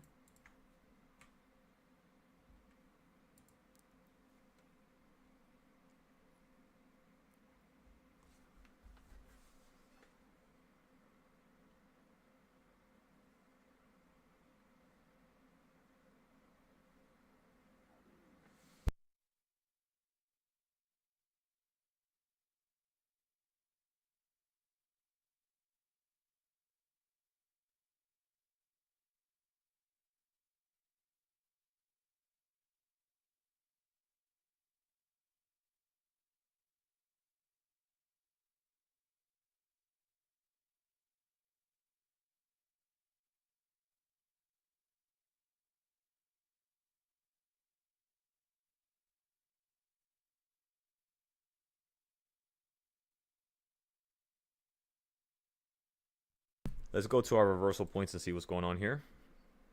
So again, you're just stuck inside the middle box. Everybody, when are you going to buy puts? When you're at the top of the box, right? And when are you going to buy calls? When you're at the bottom of the box, right? So let's go ahead and take a picture. Just so we could show everybody that this is consistently always happening. I want to take a picture of number 2 as well. Yeah, I want to get both of them. Oh yeah, look at that. There we go. And you get no text on the side. That's excellent.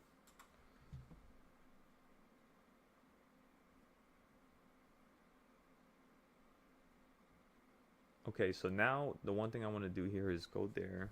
And let me go here, go here, go here.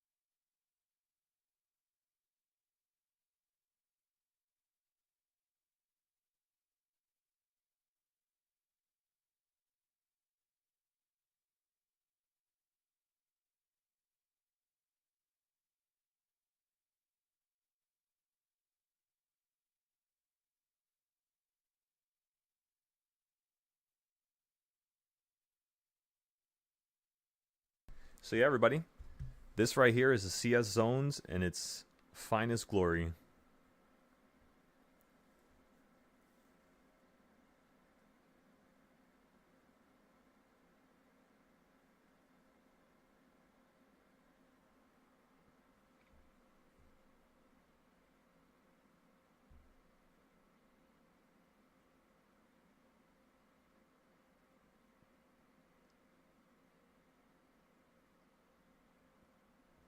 Still working out pretty nicely here.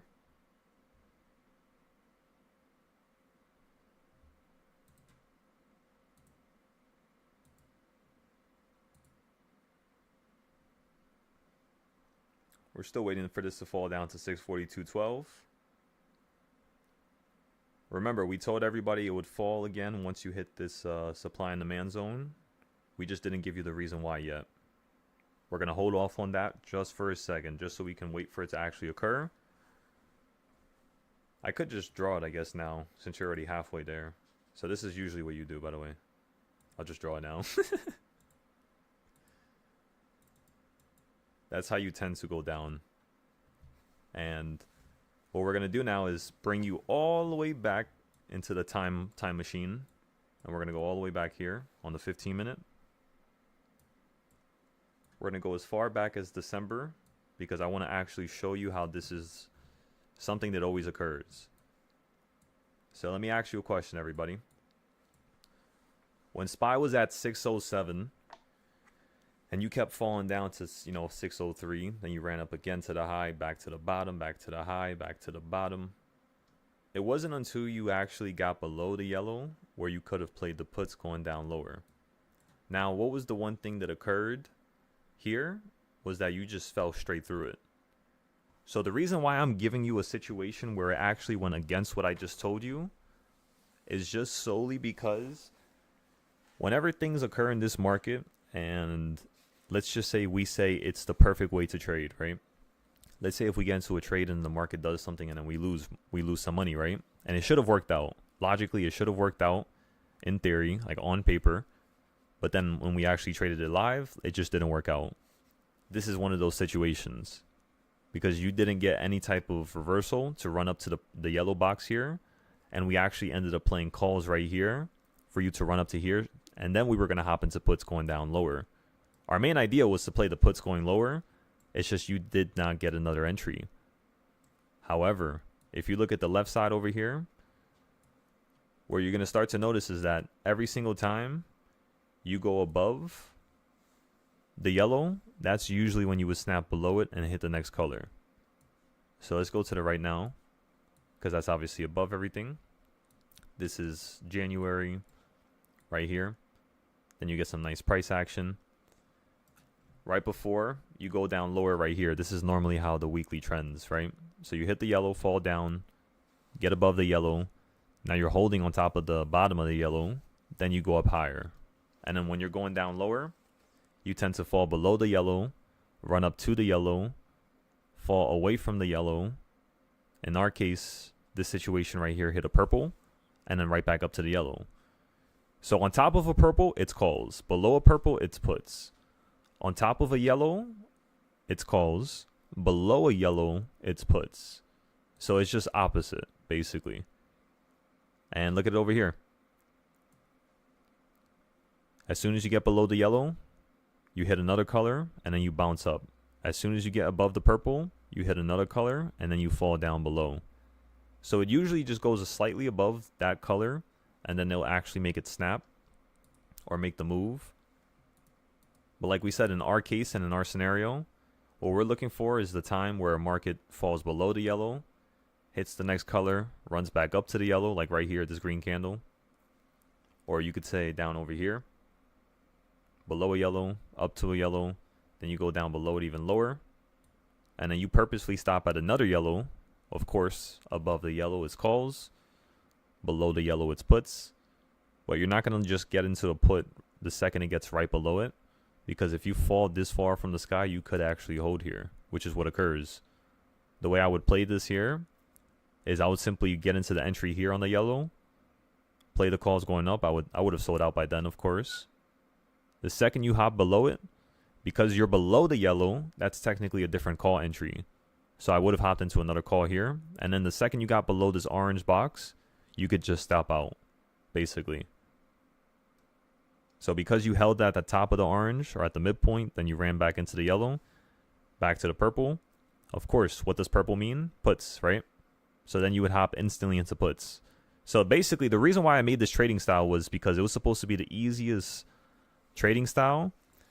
It's just in order to make it, it takes so much time and work that by the time a person even makes it, they don't even know what they should do with it. Because it's just so much different bits and parts of information. It gets really chaotic. So that's why I'm here. I just want to simply explain it for you. So these are all your 0-day entries. They're right below us. I guess I could make more up here. So let's go ahead and actually copy this.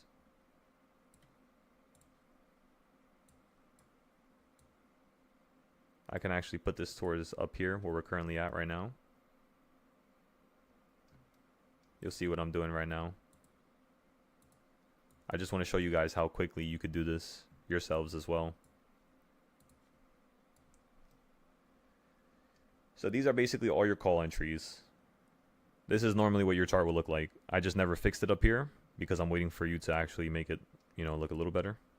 But yeah, this is normally what it would look like. So in terms of put entries, let's fix them all real quick. So the first call would be right here. Stop losses right there. And then the next stop loss would be right there. The next stop loss would be right there. And then for puts, you would get into a put right underneath the purple right there. And then your stop loss would be at the quarter point, midpoint, just like the green, and then other quarter point for the last stop loss before you hit the yellow. You want to sell out before you hit a yellow just because you might hold on the color that's right above it. So oftentimes you get something like this here, or like this here, where like it hits the yellow, purple, now it's hitting the orange, and it kind of runs up before it hits the yellow.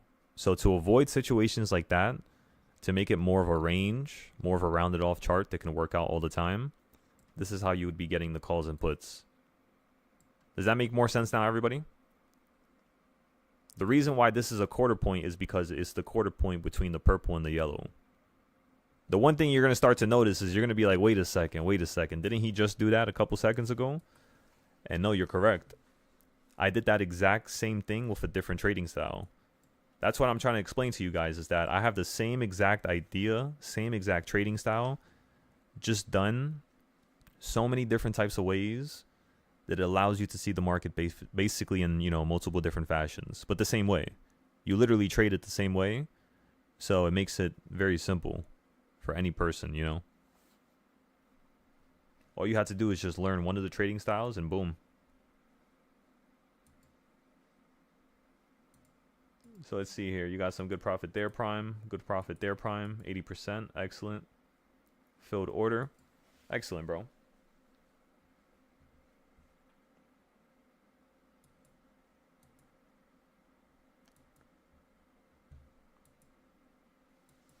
We had a nice little crowd earlier. I wonder where everybody went. Consolidation took everybody out. Okay, so what time is it right now? 11:24.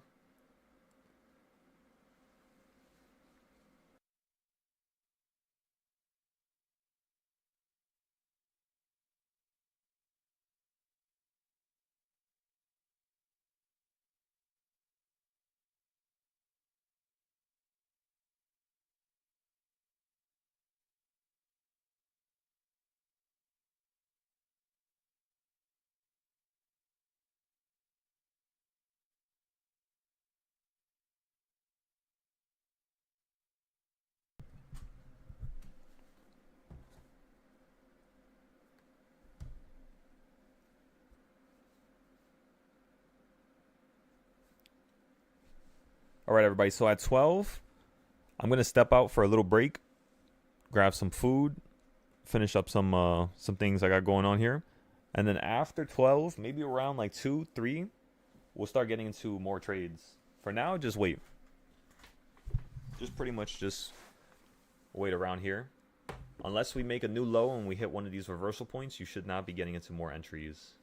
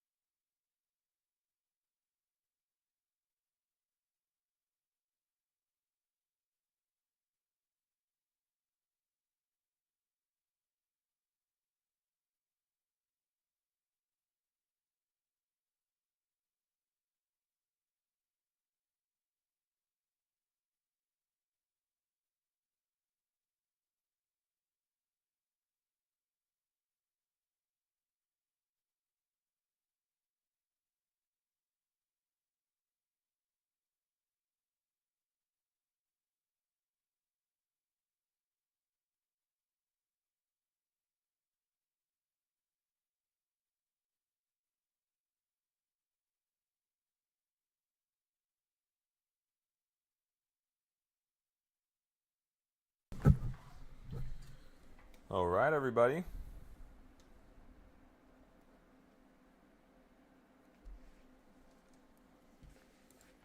Let's see what we can do here. Let's fix up all these different entries.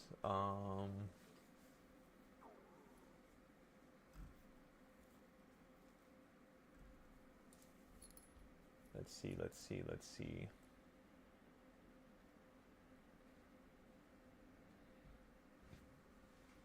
What time is it as well? It is 11:30. European market should be closing here shortly. I'm pretty sure it closes at, let's see what time it closes. It should close right here at, let's see, 11:55.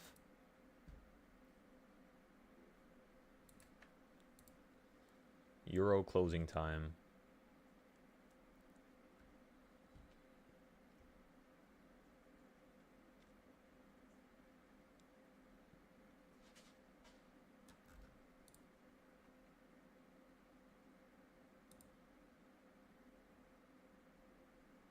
Yeah, usually closes at during daylight savings time. So 12:30. So right now it should be closing at 12:30 technically. Wait a second. So let me see. The London Stock Exchange closes at 11:30. I mean, it's pretty much what I'm referring to during standard time, but during daylight savings time. It's standard time right now, right? I'm pretty sure we're running on standard time. Daylight saving time is going to be November, October, something like that. So yeah, it's going to start closing at 11:30. So let me see something real quick, because I have an indicator that brings up the closing time of the Euro market. So let me see where that's at. It's called Sessions. So let's go to like this chart right here, and then let's add the indicator. Let's go add sessions. So now if everybody's looking at my chart, you would see that on Friday, the European market closed at exactly, 11:55. So yeah, it does close at 11:55. Yeah, UTZ4, New York time, yeah.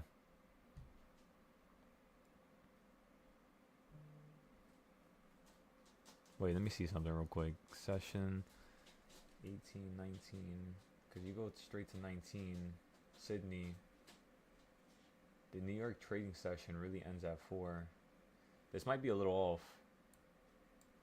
Let me see something real quick.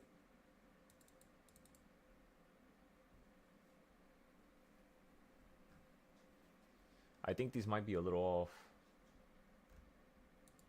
UTC, use exchange time zone. Let me see something. What if I click that? How does it change it?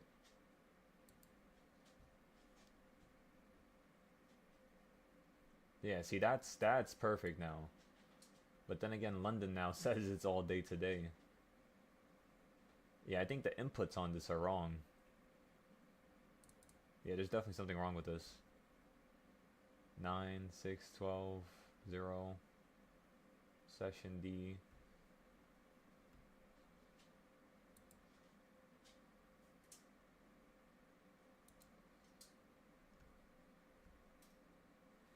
I'll sort this out for you guys shortly here. First, we gotta acknowledge that this is a problem.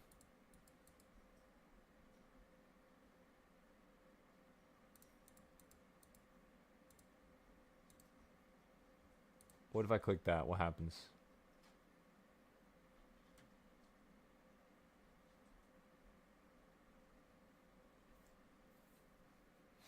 Yeah, no.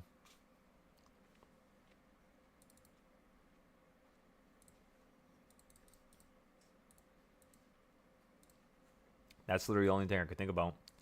That should be the correct way, but then again, London's time, the Euro time is definitely off. Sydney might be correct, but then again, Sydney looks way too small. Yeah, we'll look at it over later. But that indicator right there is basically supposed to figure out when the markets close. So we could look for another indicator. Um,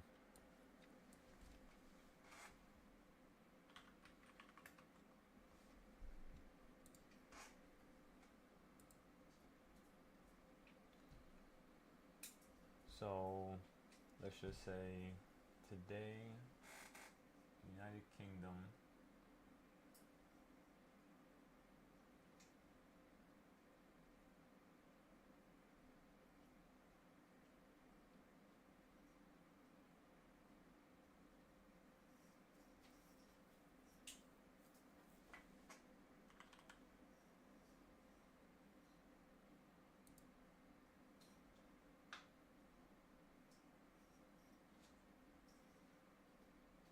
Okay, so let me see.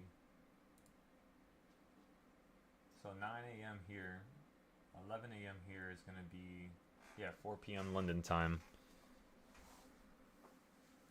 So I'm assuming it ends at like 4:30, I think, London time.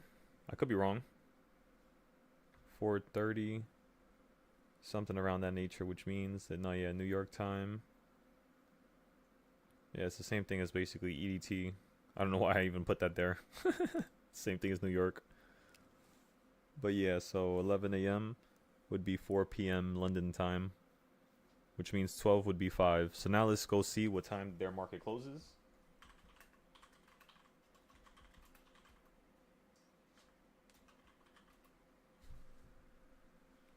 European market.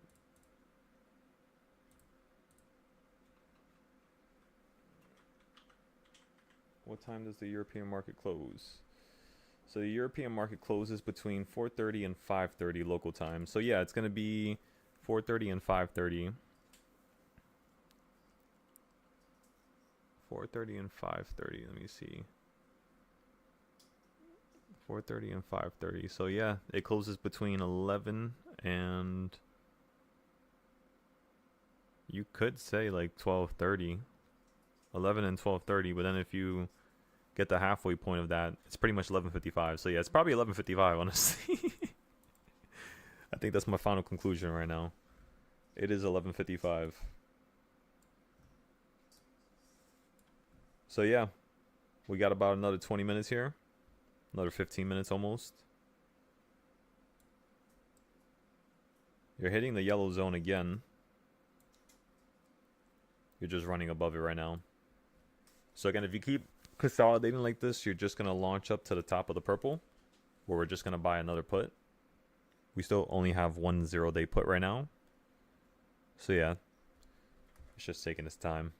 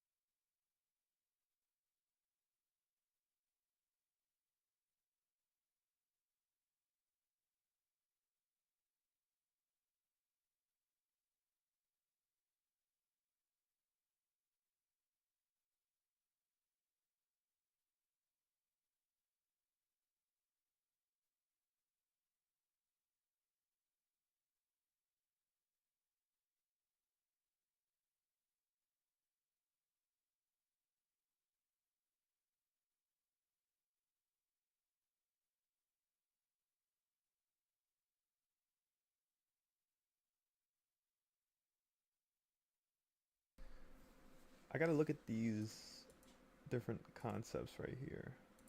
Let me see.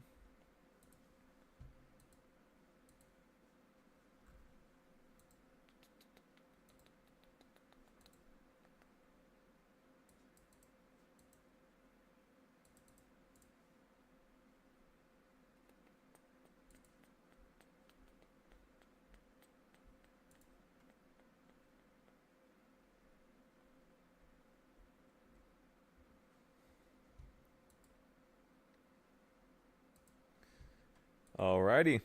Let's see what we got going on here. Let's look at the Tesla chart real quick.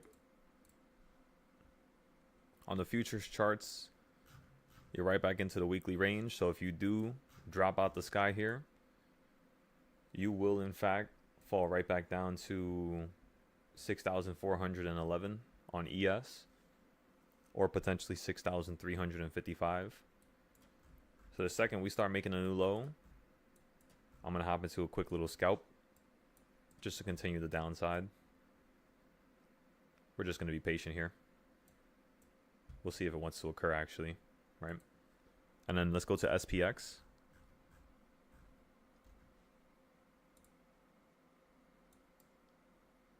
Let's go to the 5-minute.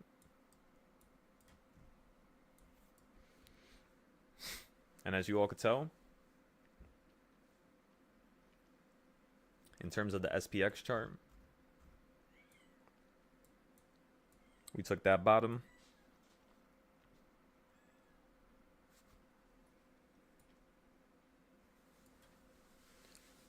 Yeah, so that one is from that one right there. From that high right there. I'm guessing this high was the next high we were trying to predict. We were trying to say which one would be the next midpoint. But yeah, in theory, it would just be right here. Basically. So as you all could tell, the halfway point is way down here. 6,346, around that area. We could fix these up right there. Make that a little bit more perfect.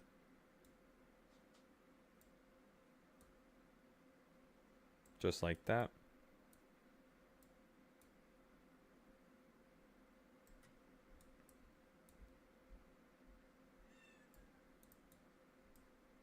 And then boom.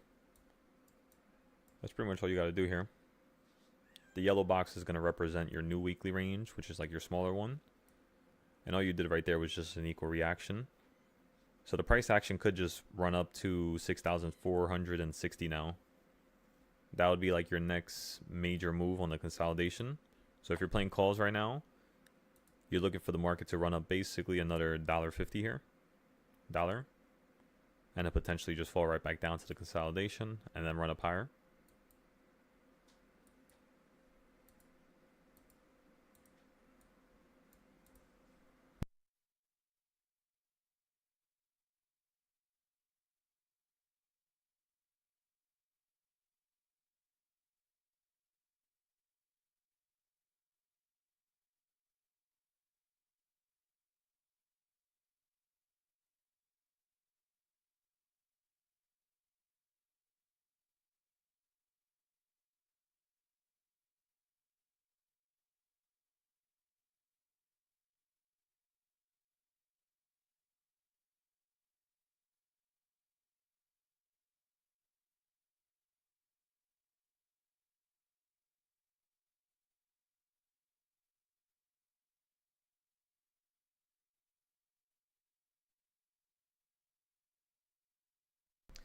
Tesla, what's going on here?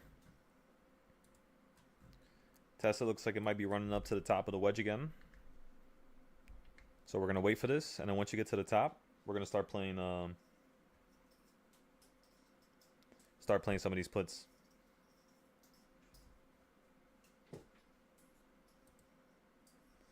For Nvidia, let's see where you're at. Yeah, you're just simply still stuck at the top.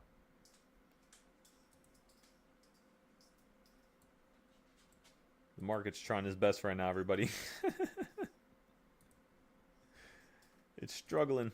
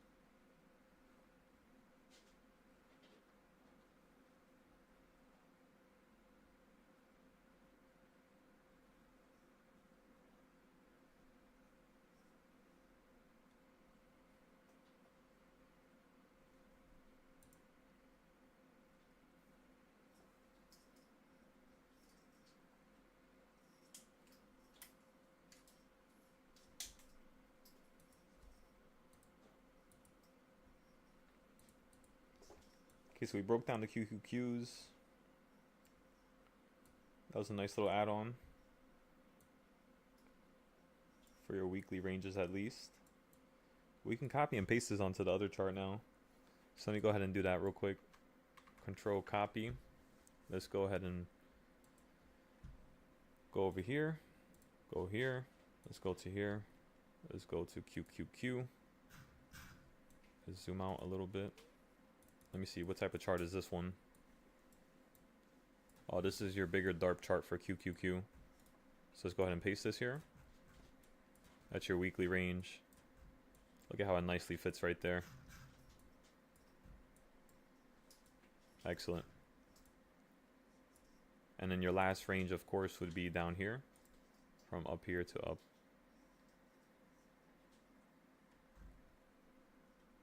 Here. And then, of course, the range before that would be up here. You just hit your head so hard. Calm down. What's wrong with you?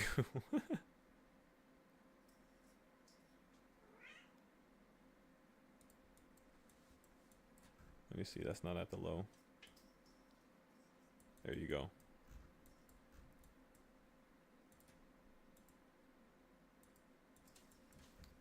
So as you can all tell, these are all different zones. On this last weekly midpoint, which means August 1st to August 13th, you basically still have not hit the midpoint. The only thing you hit was the quarter point so far, which was today. So that's kind of crazy, but yeah. QQQ, you had a different trend.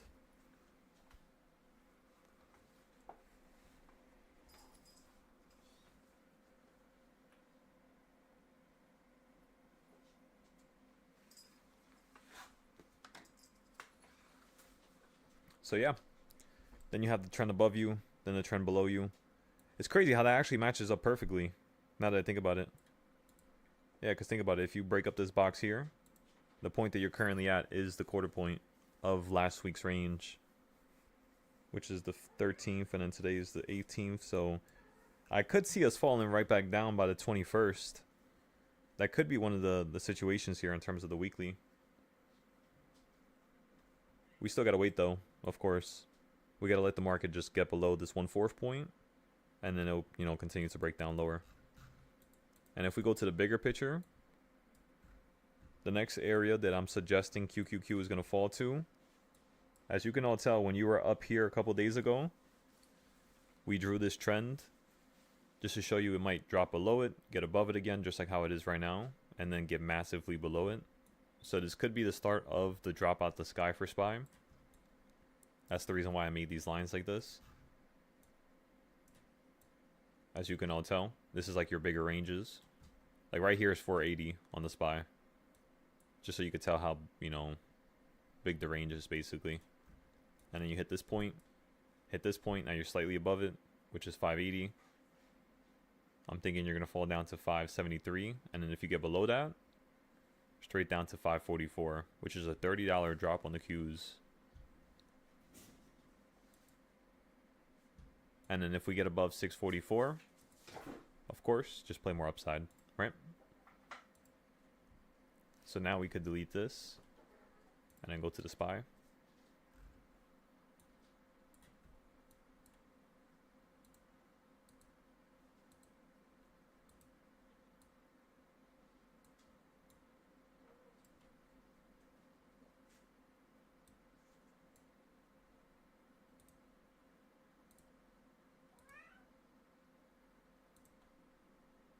Let me unselect this one there, and then let's go here.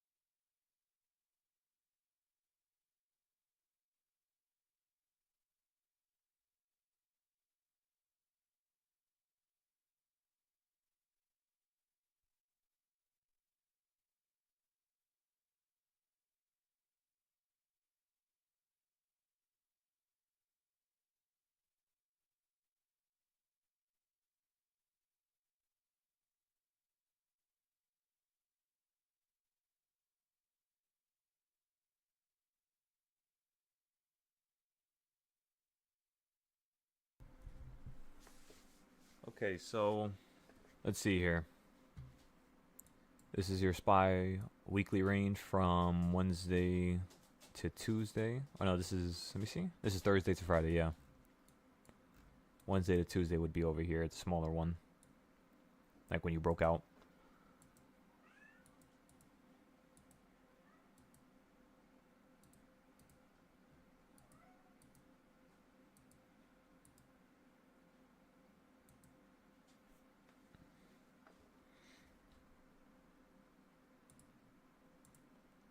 So yeah, just give it a few minutes here. Looks like you're starting to break out already.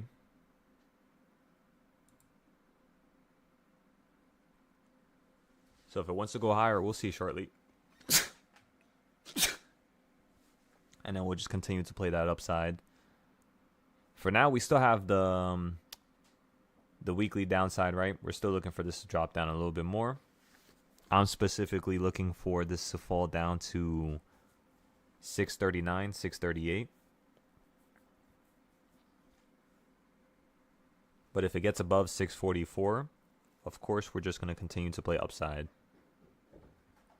The puts that we bought were 645 puts. So basically, as it stands right now, we're already in the money on those puts.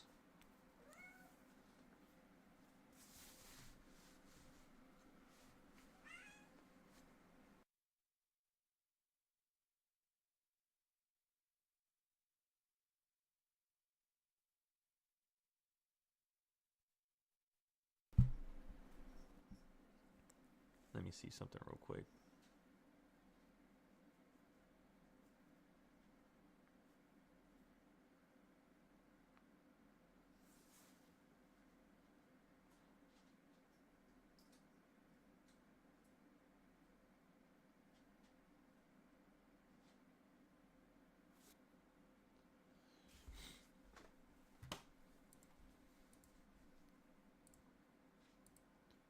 Let's turn off this indicator.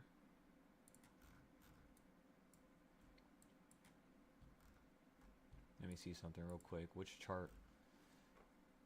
Pretty much this one here, you would say. From those lows, that high right there. Which one goes to the bottom to the new high? That's kind of what I want to see here. I think it's this one here. Yeah, this one right here. So let me do something real quick. This is what both charts should honestly look like right now.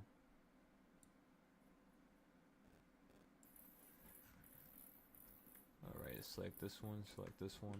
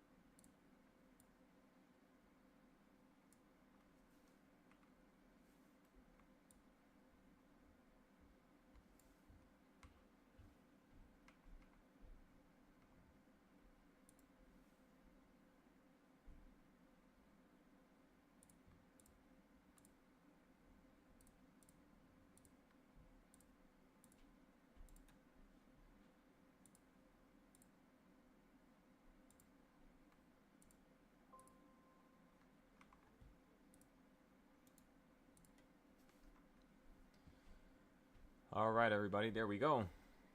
Now we have the new one on all screens, pretty much. So this is going to help us out a little bit here. Get a little bit more direction.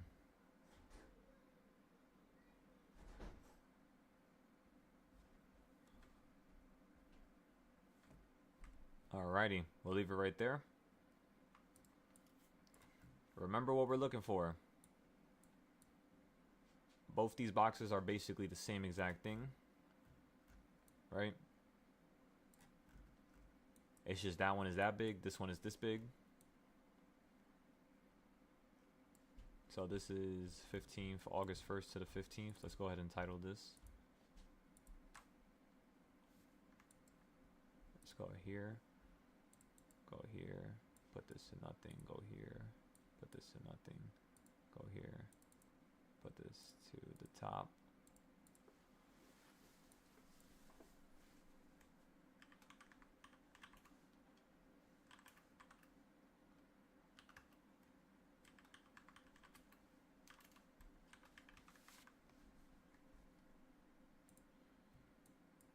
And then this one here would be August 7th to August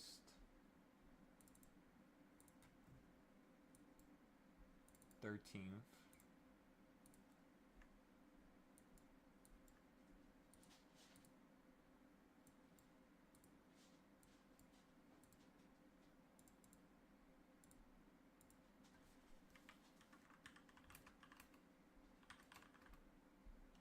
You could say 14th, honestly.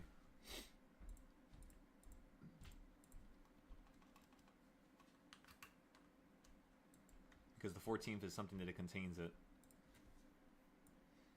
But I guess we could put 13. Let's just put 13 so people know the day that I used to measure it.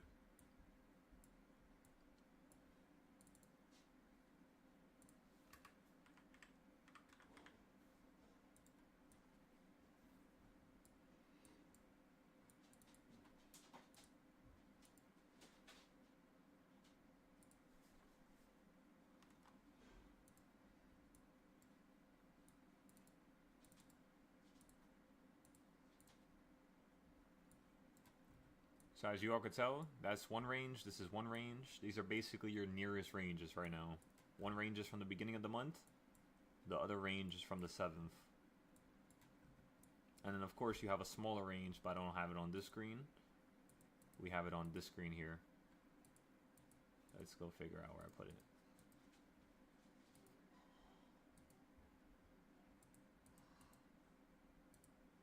Let's see. Yeah, this range right here. King's Point. So I'll put this next to the other ones for now. And then this right here is your old range. That's July, right? July 31st to August 1st. And then this is your other July range right here.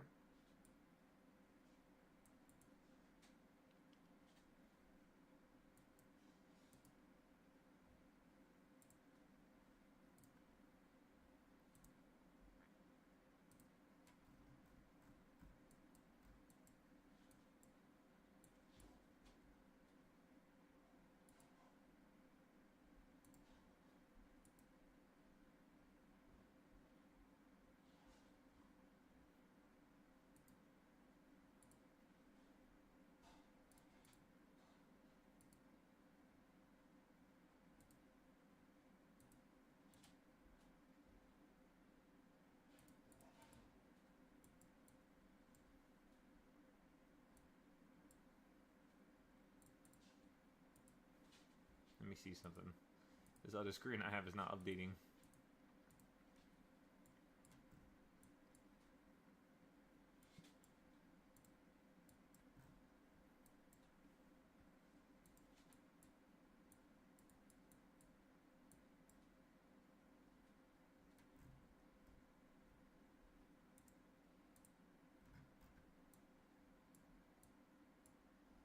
Huh.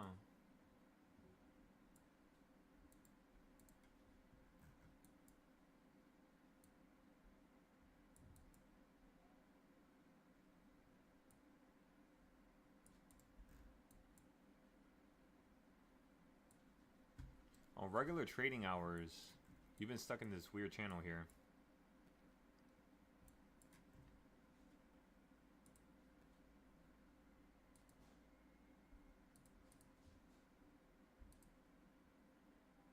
You have to pay attention to it, because if you break out of this,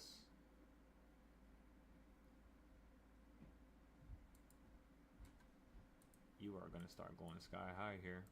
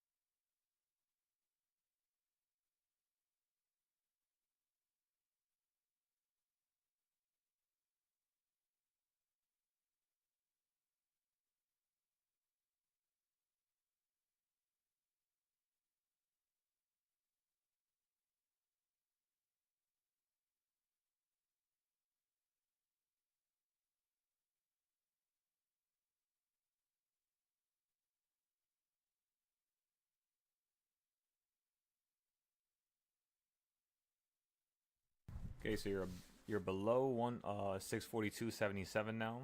So if you continue to stay below this level, you will make a new low. If you hold above 642.70s, you could most likely hit 644 next. So that's all you're looking for right now. 644 if you could stay above 642.70. Currently, I'm still holding my weekly puts.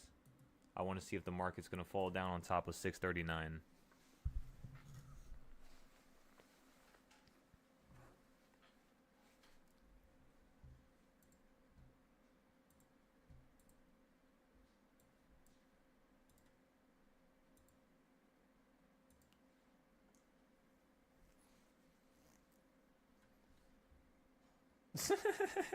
I just looked at the YouTube comment.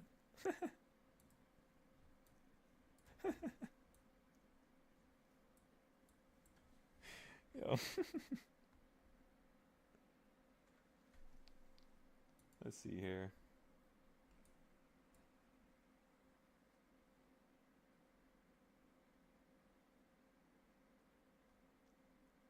Yeah, that's the crazy part. Lower, lower, lower. So that means you probably have to go to... It's probably because of this low right here. Most likely.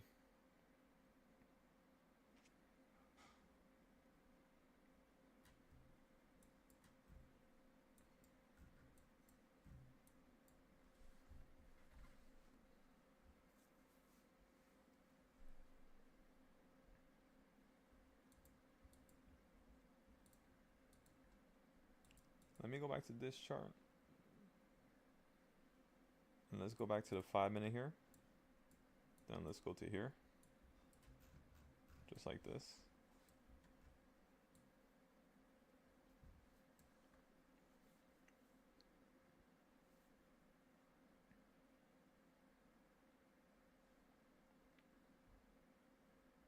Mm-hmm.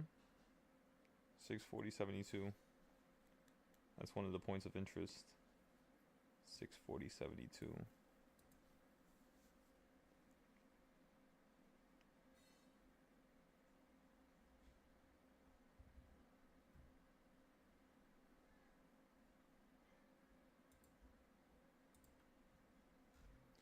Futures is still at the same level. Tesla is almost at the high again. Perfect.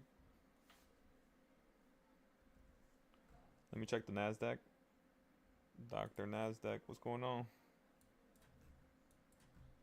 NASDAQ looks like it might be selling off here, everybody. It's crazy how this has been perfectly almost following this the whole way ever since down here. We drew 3 different versions, and yeah, it looks like this one actually worked out right here. You fell down from here to here, you just didn't hit the top. So you could have a variation where you hit the bottom and you still hit the top here, which is like 20,000 on the NASDAQ. So it'll be a drop of like 1,600. On the Dow Jones, let's see. That's still NASDAQ. I think these are the older charts, yeah. We would have to go to the newer charts to see the NASDAQ. How about the Russell?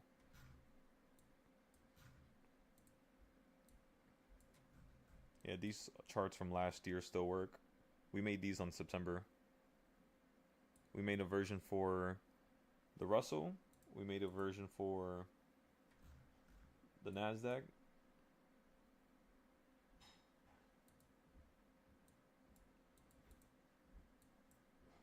Just give me 1 second. I'm looking for it. There you go. That was the time we made the NASDAQ one. And then we made one for the Dow Jones. The reason why I know it's the same one is because they're all like colorful as hell. So we did that on purpose so they stand out going into the future. Because I wanted to show everybody in September of last year, I wanted to show everybody that you could just have the same levels for like 3, 4, or 5 years in a row, and it's still going to work out. Because these levels go back as far as COVID low. So it's perfectly chopping up the trend here. But yeah, let's go back to the short term. SPX, you're still hovering towards a low. You're still creating this really weird wedge. where if you just break above it, we could definitely see some more upside. It's just nagging along.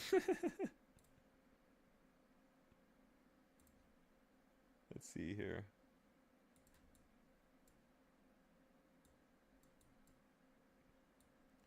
You could say that that would be the other wedge as well. Right there. On SPX, right? On the Euro, starting to crash here finally. On the other SPX chart, how about this one? Oh, it's the same one we looked at a couple minutes ago. Bitcoin ran up here. Right back up to 16K. Just like we thought from 115, 114. And then now you could potentially play more downside on Bitcoin. So that means Coinbase probably started crashing here.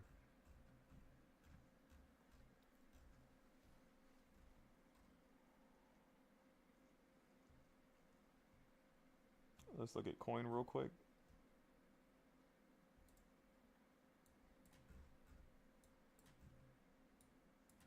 So yeah, you crashed overnight with the Bitcoin, and then now you just ran back up even higher. About $20 almost.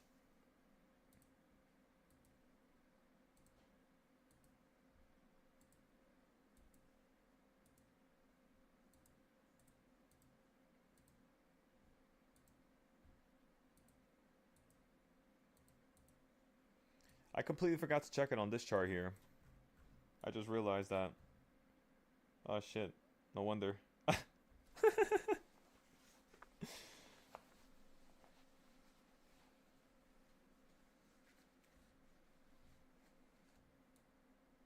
Yeah. Completely forgot to check this one. So this one would insinuate a possible crash if you can get below the top of it. It's just you're not going below it no more. You hit the mid, now you're hitting the top. Yeah, you might just get launched up to the new high. I'm still going to hold my puts here until we get above 644. And then I'm just going to tap out for a loss. Until then, we're just going to hold them still. These are the weekly ones. The same weekly ones we were up 100%. A couple times already. We're looking for 150 to like 400%. Which would easily happen the second you actually slip below here. I'm thinking somewhere maybe in the midpoint, like 636, 637. But it's just crushing all value the last couple days, especially at the top here.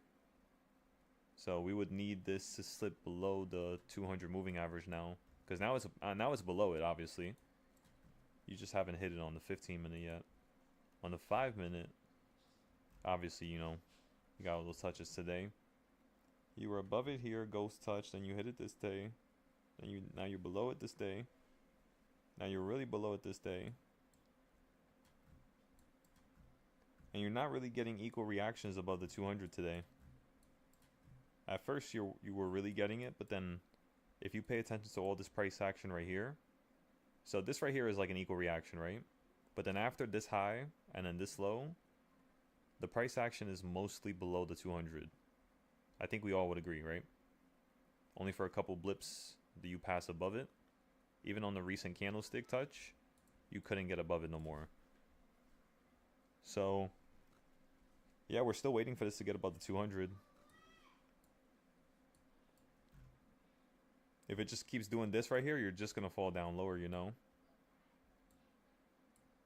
You might be wanting to staircase down to maybe down here, 640.08. Because remember, you hit near the midpoint last time. Currently, you're hitting the top. So you might want to hit a little bit lower on these points here. That's the weekly idea that we're basically following right now. The simple one.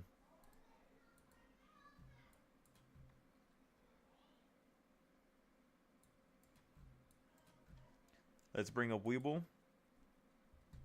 Let's see what happened last night with all these gaps.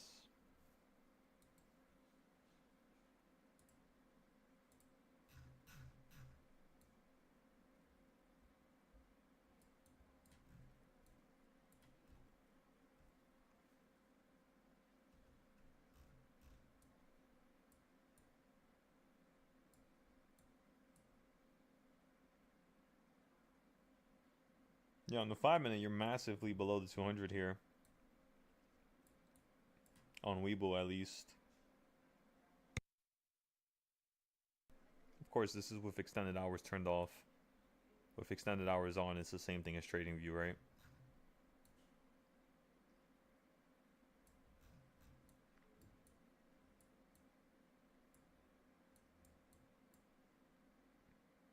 $548. Yeah, you can run up into 548 next. If it gets above 544 or 644, you could run into 648.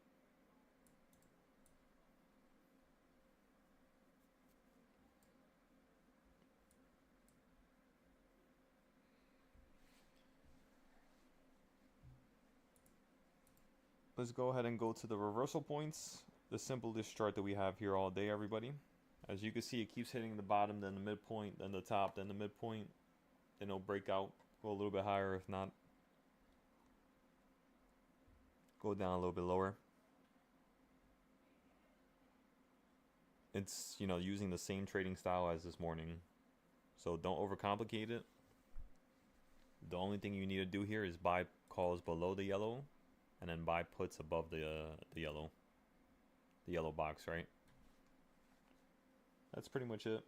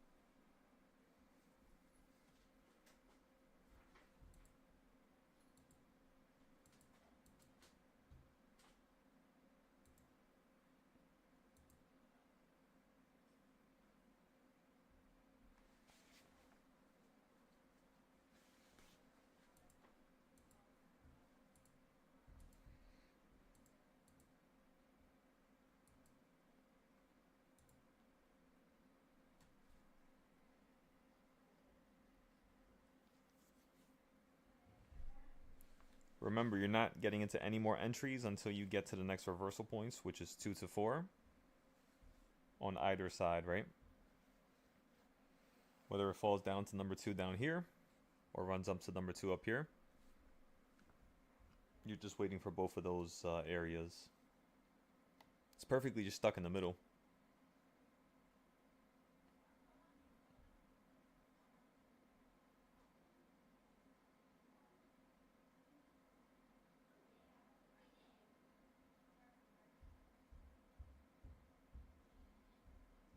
You're finally getting a little speed up.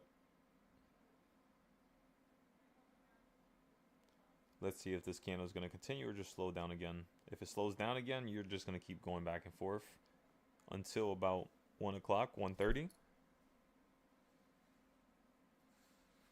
I can see things change around that point.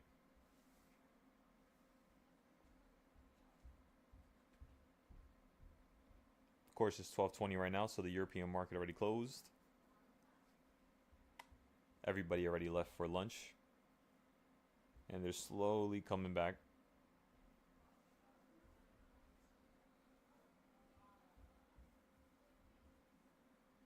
Ah, my arm.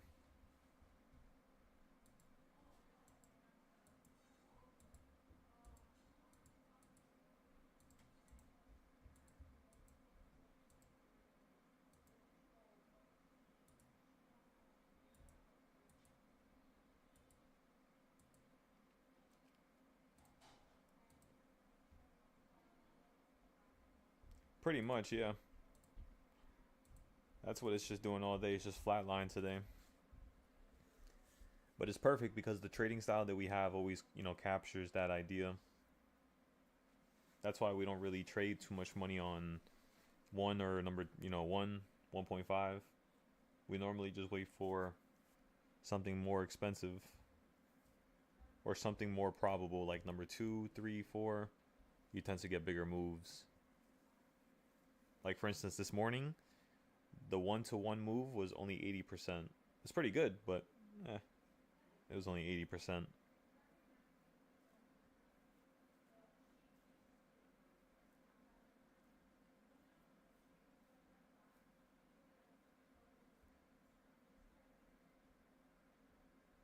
Slightly above the 200 once again.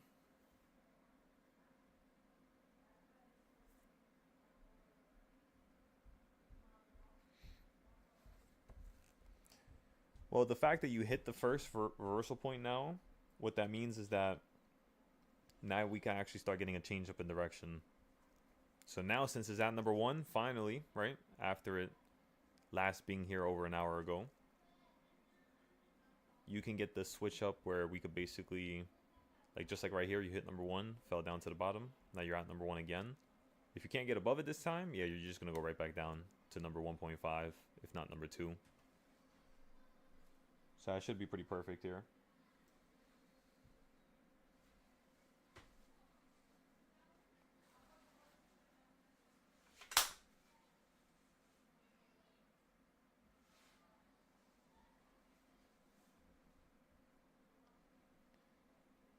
And then vice versa. Once you get above number 1, you can start playing for number 1.5.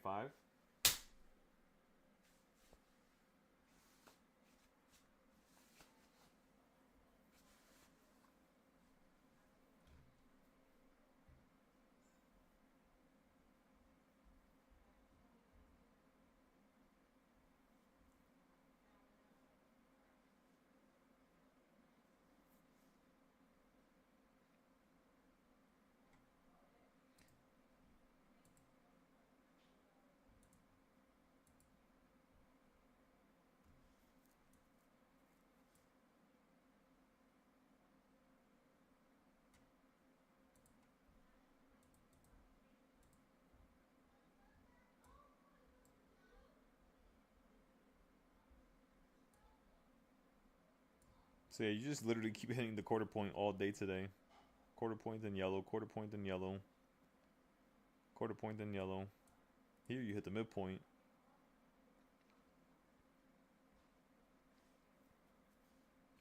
So yeah, we could be running up to the next quarter point soon, which is going to be up here, 544.51.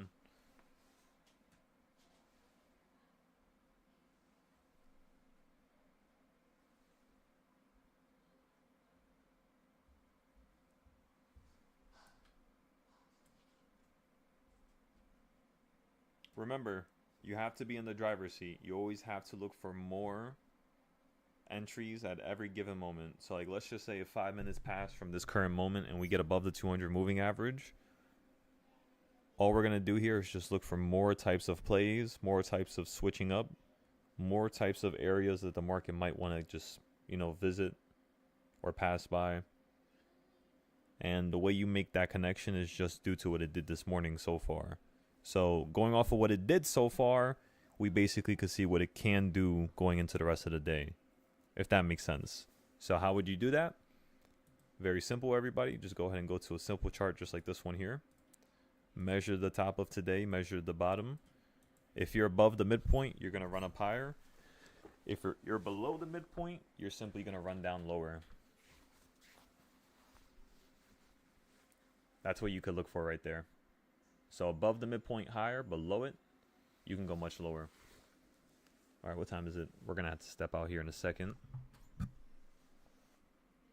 Remember, I'm not looking for none of this short-term nonsense. I'm looking for the market to open up a little bit more, whether that's up or down, while we hold the downside, of course. And the reason why we're holding downside is just due to the fact that you're at a very important monthly level. So whenever you get to these monthly levels, what I do is I always just continue to play puts around them until you go about $4 above them. And then you tend to fall down on top of the monthly level where you'll hold. If not, you'll just keep running up higher. So generally, as long as it's $4 above 644, which is 648, that's what's going to make us play the calls on the weekly to 650. Because you're $4 above 644, which is that important monthly level. So right now you're just simply below 644. The market doesn't look like it wants to get above it right now, at least. So until we start sparking to the upside, you basically are positioned to go lower. How low exactly, you might say, or, you know, question or think about. The first thing we told everybody when we bought the puts up here at 645 was you want to play for this to fall down to 640. And then after 640, you want to play for this to potentially fall down to 640, 639, and then 638. So again, 640, 639, 638. If you go to this chart over here, let me see, which one was it? You could say the weekly range chart, like the blue one. This one right here. Nope. This one. Nope. This one. Yep. Same chart we were looking at, honestly. So you could say, looking at this chart here, if you look at where you fell down to, 641 is that level. And then we got to look at this chart right here, which is this level right here at the top, 642.36. So yeah.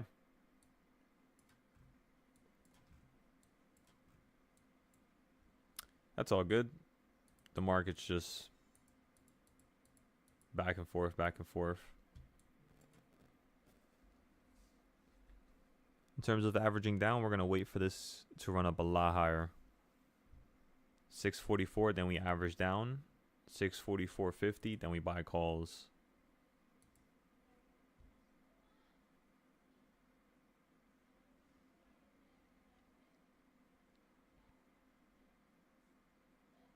Yeah, that would be the quarter point. Yep.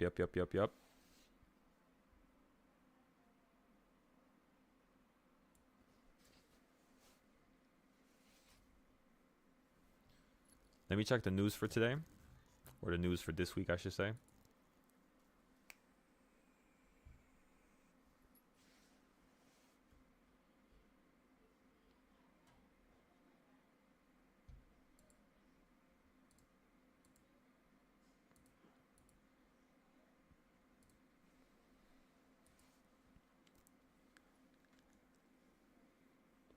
Yeah, you might just be getting this terrible price action just due to the fact that Jackson Hole is in 3 days or 2 days. Actually, no, wait. Yeah, no, 1, 2 days. Yeah, 2 days. So Jackson Hole is going to be in 2 days where Powell is going to be speaking. So that meeting tends to be once a year, and it's always very important. Kind of like FOMC, very similar to the tone, but less, I would say less news related, less data related. It's more so just going to be more perspectives, more about what they're looking for in terms of unemployment, in terms of banks, in terms of jobless claims, because that's been moving all wonky, so he's definitely going to bring it up. I'm not sure if he's going to bring it up on Jackson Hole, but he might. The next FOMC, he's definitely going to bring it up. He's also going to bring up the state of the economy because everything is just flying to the sky. That's the one thing Jerome tends to do, if you haven't noticed. Whenever the market runs up, then he talks about it. Whenever it falls out the sky, he tends to say that we don't affect the market. You know what I mean? Meaning he doesn't really care about it when it's low, but when it's high, he reminds people about it. So I don't know why he does that. It's kind of like a bandwagoner type of thing, you know? Like one person likes a certain team and then another team beats their team, so then they like that other new team instantly without even having much data. It's very weird, but yeah. I'm expecting him to do that soon. So it's either going to be September or the month after, which is going to be, is it October? I think the next one's going to be October. It's October 29th. So October 29th, and then the next one after October is December. So we don't get no FOMC in November, which is very important. That means November is going to be the next best month to trade besides this month here. So that's why we want to focus on the teaching and the lessons for right now, just so we can have as much people as possible see what we're doing, how we're doing it, and how you could do it too, just like how everybody from the Discord is, as well as from the YouTube. Pretty much everybody's making a really good amount of money here.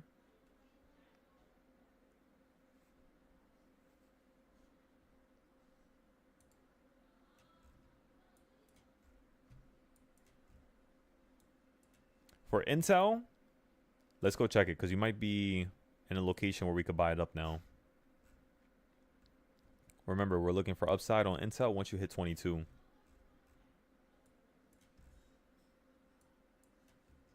Yeah, so you're still slightly falling here at 23. Those of you who got Intel at 25, you already know. Amazing job right there. Intel's Tesla's still running up here, so we're still waiting for that.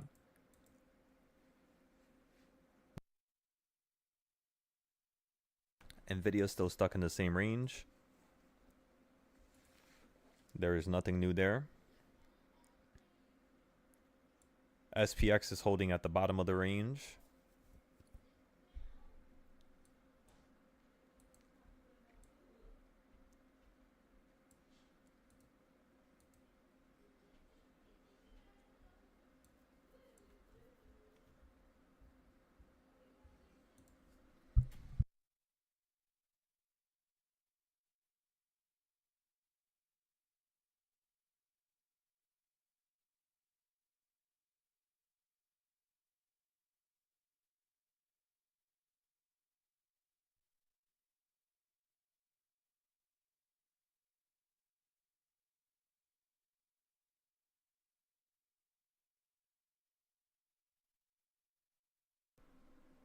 Let's see where you're at.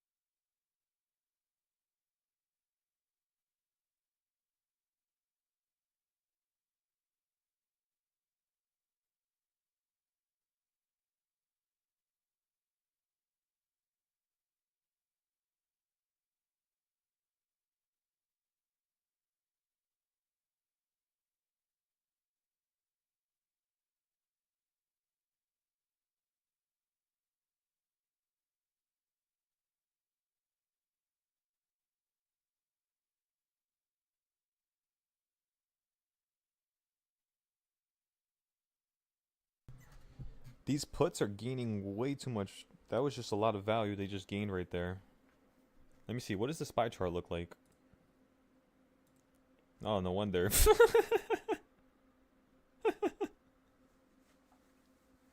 I was like, well, wait a second. Why is this going up? So I was like staring at the puts. I was trying to measure how much we would make if you fall out the sky on the weeklies. So right now you're basically just at the bottom again. It just keeps doing this bottom touch thing. So if you keep buying calls at the bottom, we're just going to scalp the futures here. So again, everybody, I'm going to go to my futures account and I'm going to buy some futures just to scalp the upside. Since it just wants to keep going back and forth, might as well. ES, we're going to go for ES. And then next time we're going to trade NASDAQ.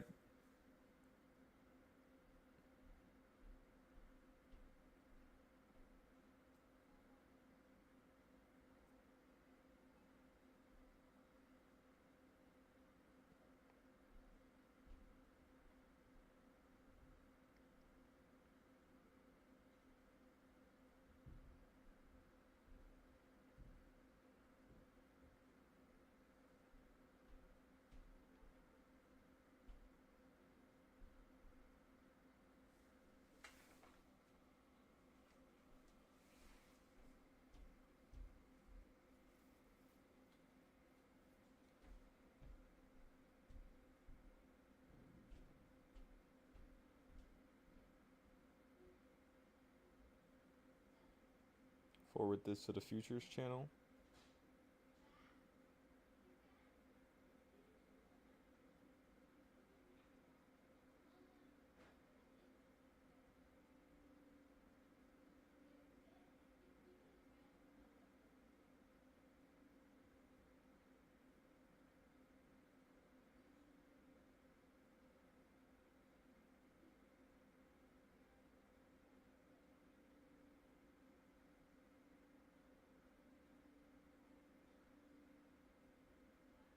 Oh shit, this is long. Long. Long on ES. Wait, let me fix that. Oh, yeah. Okay, no, I said that. I said it the right way. Okay, perfect. Just making sure.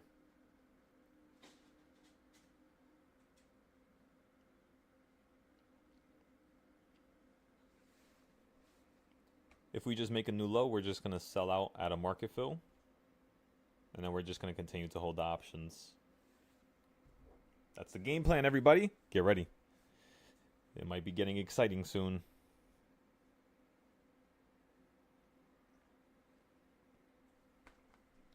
Let's take a look at the other charts. Where are you on the reversal points? Yeah, you're literally at number 1. So you, as you all could tell, that's why I told you guys when you hit a reversal point, then the market can speed up right after. So as soon as you hit it the first time, it just zapped right back down to the bottom. You hit it the second time, got a little bit above it, and then just fell out the sky again to the bottom one. So it's pretty nice.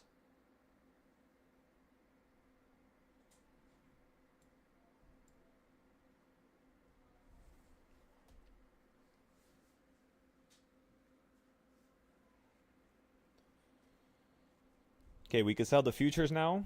We're up on the futures, everybody. So let's go ahead and tap out on the futures. Take our profit. Let's go ahead and market fill. Market order. Sell.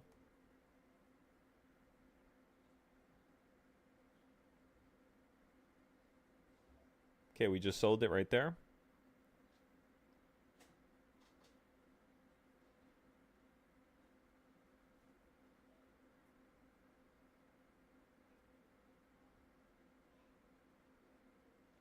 Okay, so that's one future trade. We got to do one more today, and then we don't have to do any more futures trades. We got to do 2 a day at least.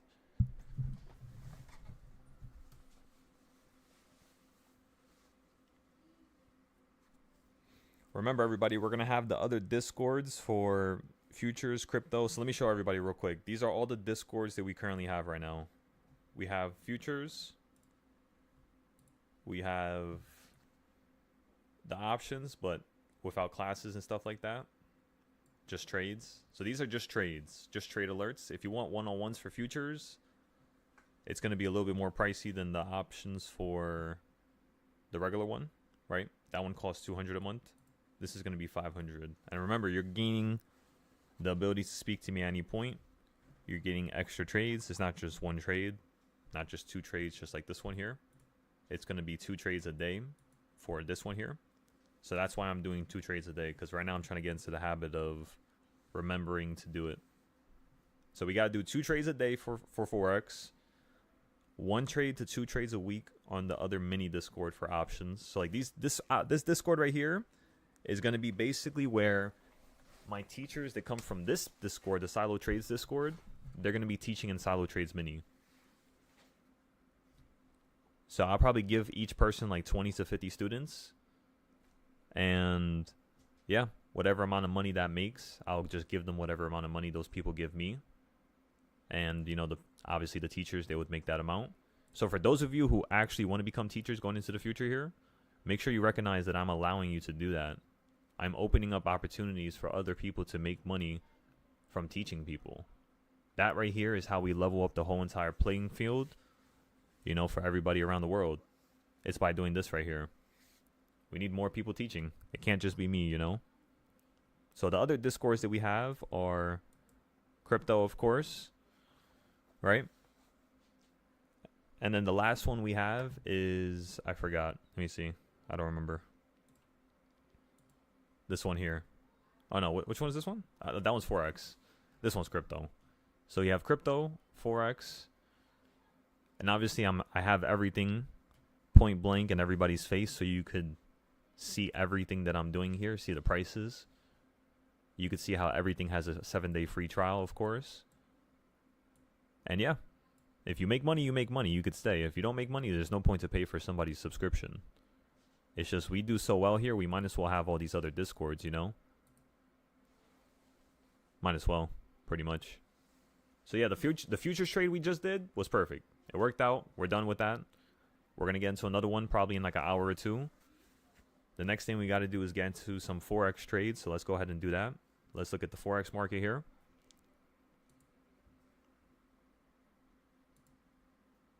While we're waiting for SPY.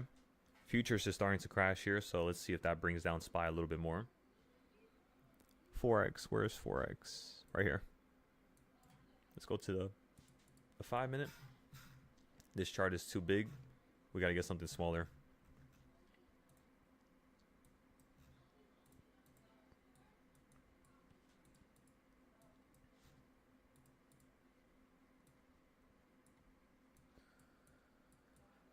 So you started a nice new weekly trend here from these bottoms.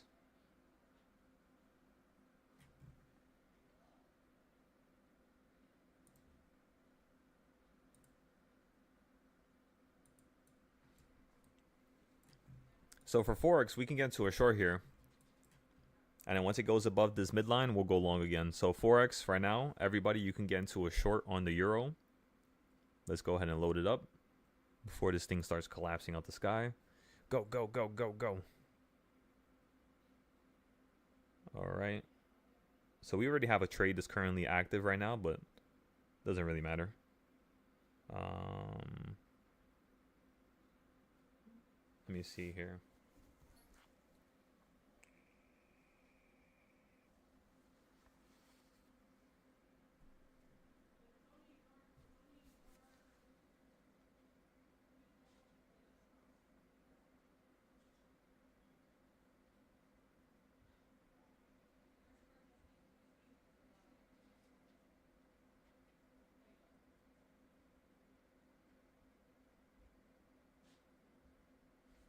Okay, so let's go ahead and sell euro.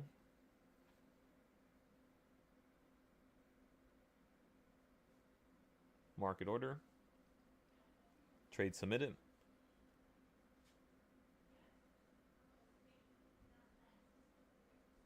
Okay, so let's go to the Discord now. And let me post it in my Silo Trades category. And then we're going to forward this to Forex Trades. Forex Trades. I can't find the channel. So let's just go ahead and copy the link.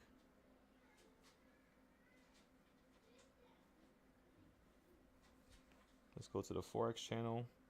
Go here, paste it here.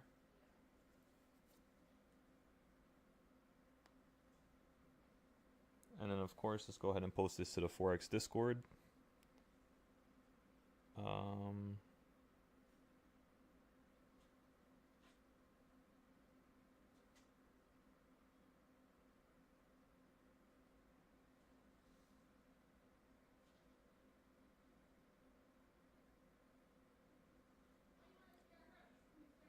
So we got 500,000 units here.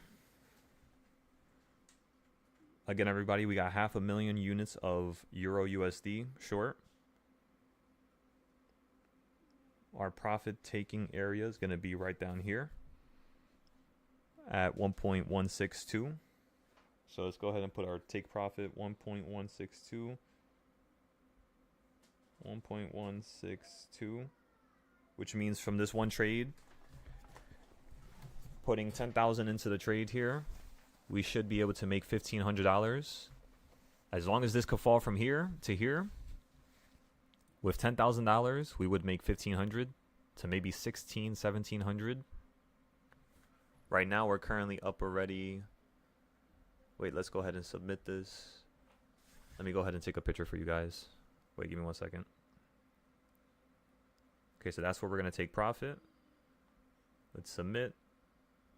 Okay, let's exit out of this. Let's go here. So right now we're down 69 pips. Usually when you get into a trade with Euro, anytime you buy into the trade, usually for some reason it's like the worst fill. I don't know why Euro does that, like for Forex. So normally you have to wait, like let's just say we bought something playing downside here. You're automatically going to be down. So you need to wait for you to drop to like right here, and then you're going to be up like 200, 400. Actually, because that's the halfway point, you might be up like 600 at this point. So like right here, you would be up like $200 using 10K. Like the whole entire 10,000, you would only be up 200 right here.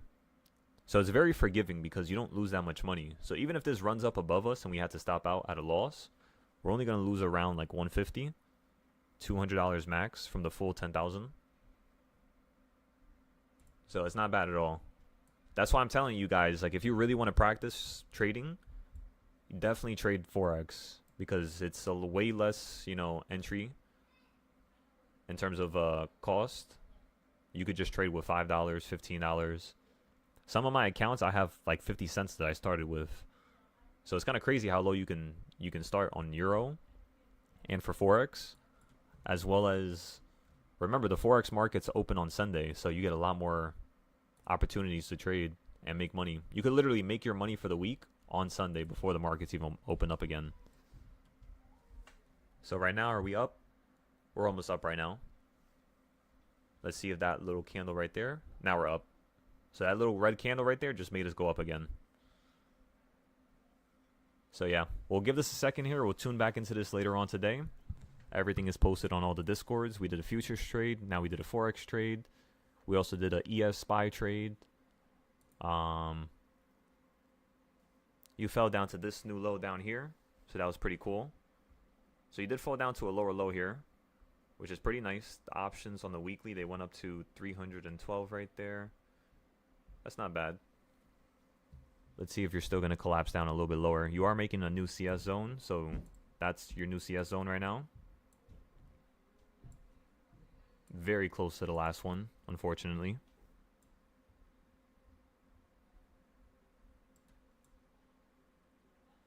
So basically, everybody, wait for this market to get up to here, which is 642.79, and then potentially you can go short again. But just, of course, a very cheap contract, right? Don't buy nothing too expensive yet.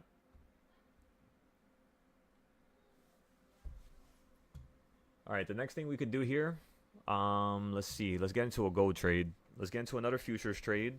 Let's look at gold. It just popped into my head right now, so let's just see how that's doing first.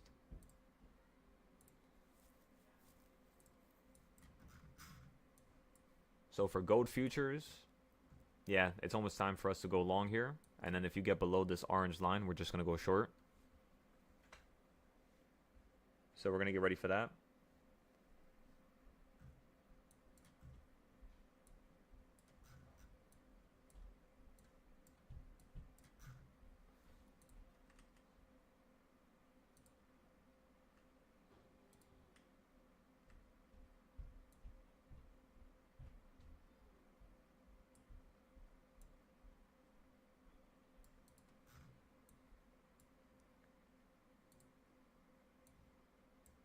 Alrighty. So yeah, I like what's going on here.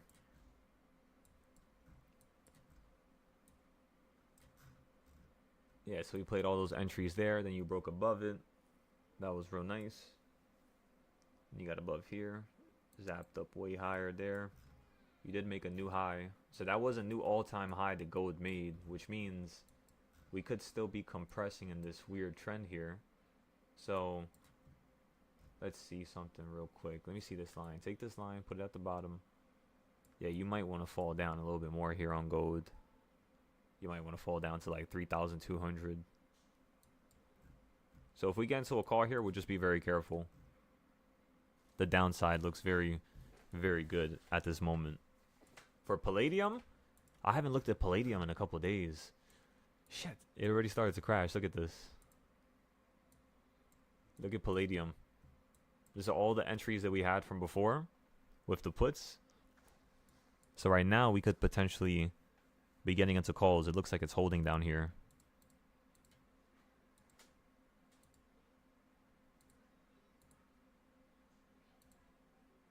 Like right here, like just like that, right? And then, yeah. Okay, so, all right, everybody, we're just going to take a little break here. We got into our trades. We still got the SPY puts. We're still holding SPY puts, right? We're looking for more downside. If the market runs up higher, just wait for it to run above 644, and then we're going to play for more upside. Until then, we're still looking for downside here. I should be back within an hour, if not 2 hours. But if I do take longer, just look at the live stream. If anything, I'll have something on the screen that tells you what to do. I'll put a little note somewhere. Or for the Discord, again, just look at the Discord. Everything is going to be written out already. So everybody already has their plan. Okay. Let's do one final look around. One final perimeter check.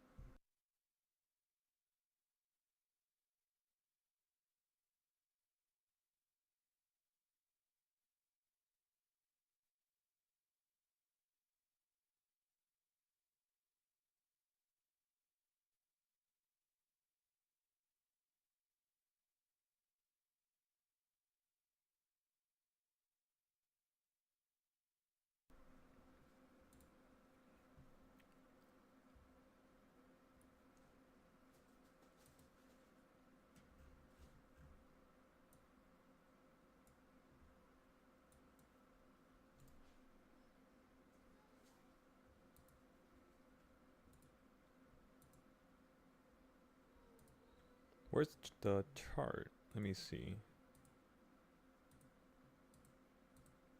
There it is.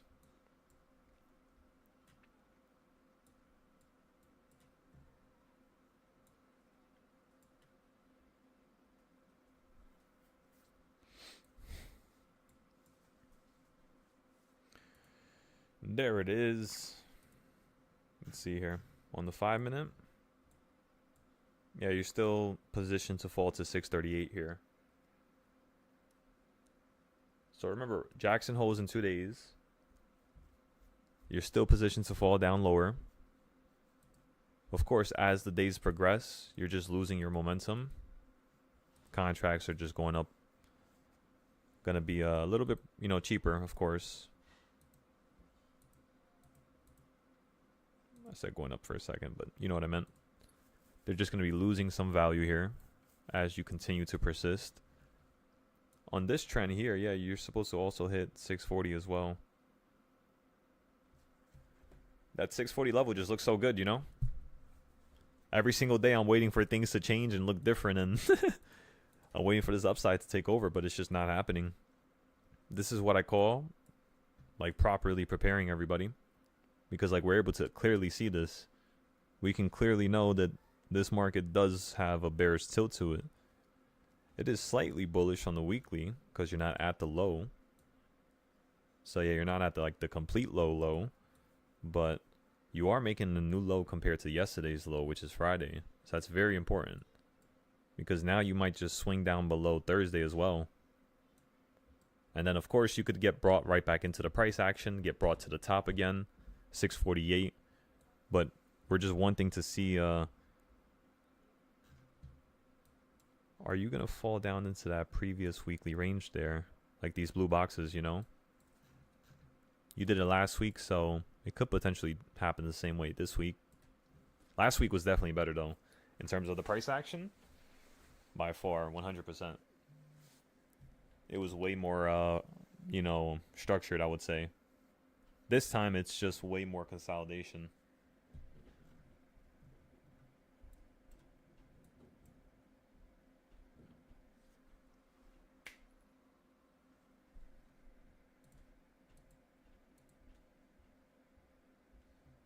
You got below the 200. You got below the yellow. So remember, everybody, earlier today, when you were at this level here, we mentioned that the market was going to fall down to 642.12. So far, you managed to fall down to 642.18. So it's like slowly, slowly happening. Before you were up here at 642.50. Now you're at 642.18. So yeah, you might go a little bit lower next time. Just carefully watch out, right? Be careful, ladies and gentlemen.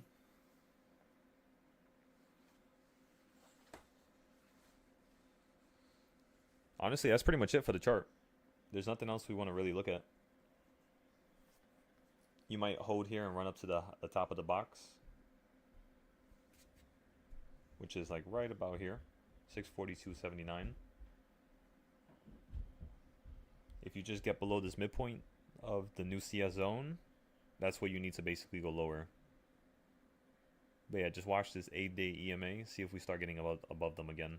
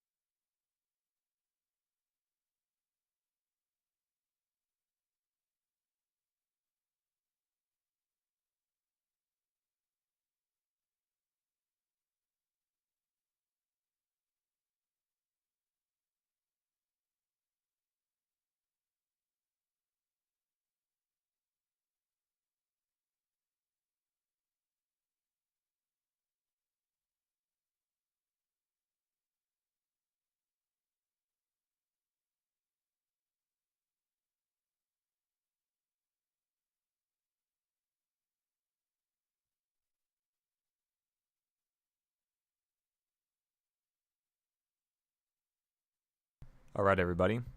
You would play puts around here.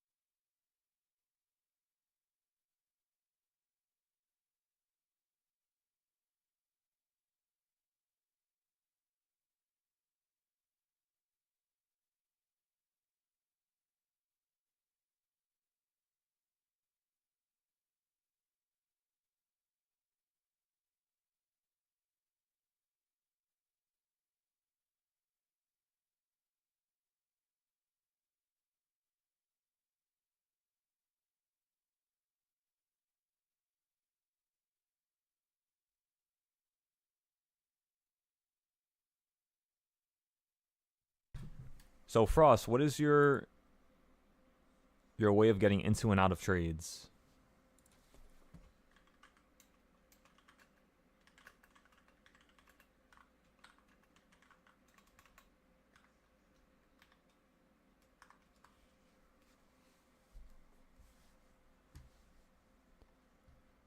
Had a tiny bit of some red downside right there, everybody. We're still looking for more downside, of course. You know the name of the game. You know what we're looking for.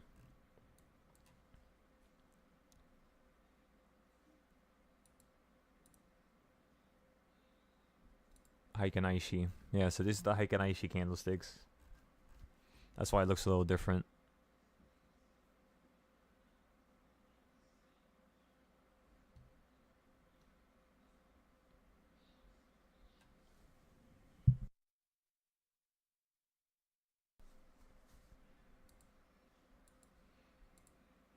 Let's go down here.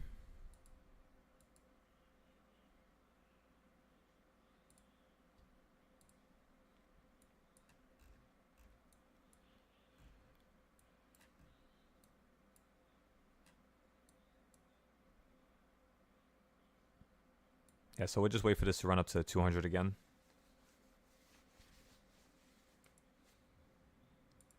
In terms of a mini put level, this is going to be your first one. Just because it's in between the CS zones, right?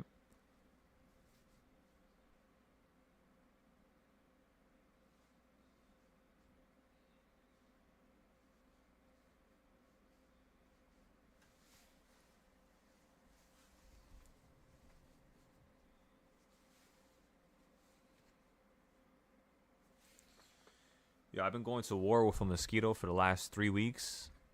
And for some reason, somehow, I don't even know how long mosquitoes live for. But, nah, yeah, he just keeps waiting for me to, fall asleep. And then that little shit is just biting me. And for some reason, when I get bitten when I'm sleeping, it's like I have like an allergic reaction to it for some reason. It's like that thing looks like a damn spider bite.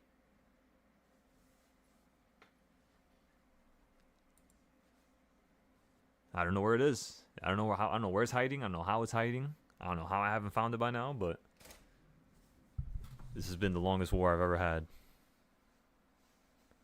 with an insect before. Yeah, I found out I got this one spider in my room, and I don't know how I'm gonna handle this, but I'm gonna have to take it out. This shit is like 20 feet. It's not a normal size. That shit looks like a tarantula.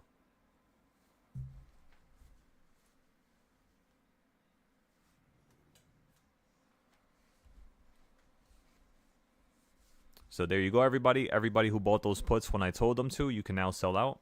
Again, patience over everything. Excellent. There we go. Let's see if you're going to get a bigger drop now. Come on, Spy. We're all patiently waiting here.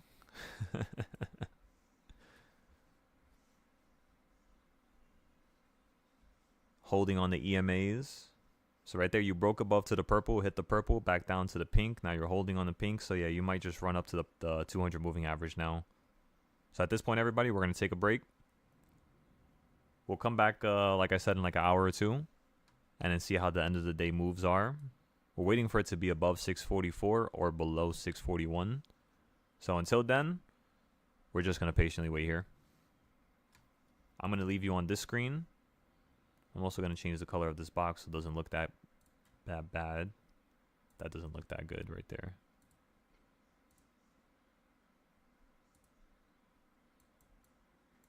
There you go. Let's lower the opacity on the box.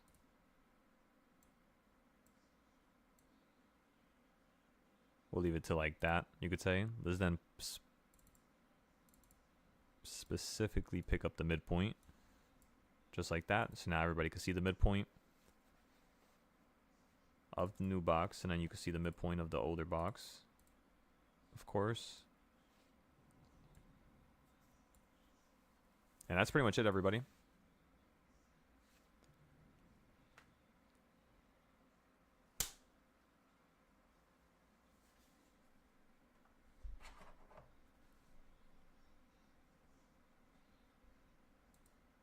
You know what I could also do here? Let me see. I have an idea.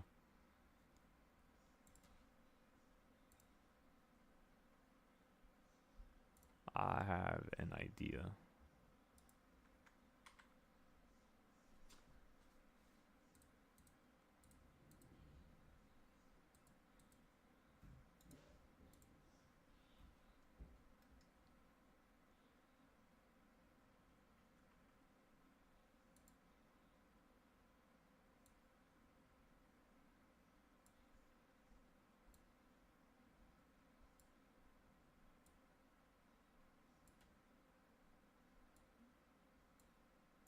All right, everybody. So we just copied and pasted our reversal points on top of your weekly boxes, just so you can see where everything is lying as compared to the reversal points. So now you can see where everything is at. So there you go. We could leave it on this chart now.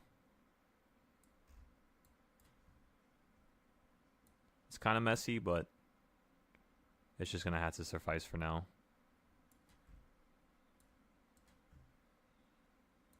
We could also make these arrows much smaller. Let me do that right now. They should only be that big.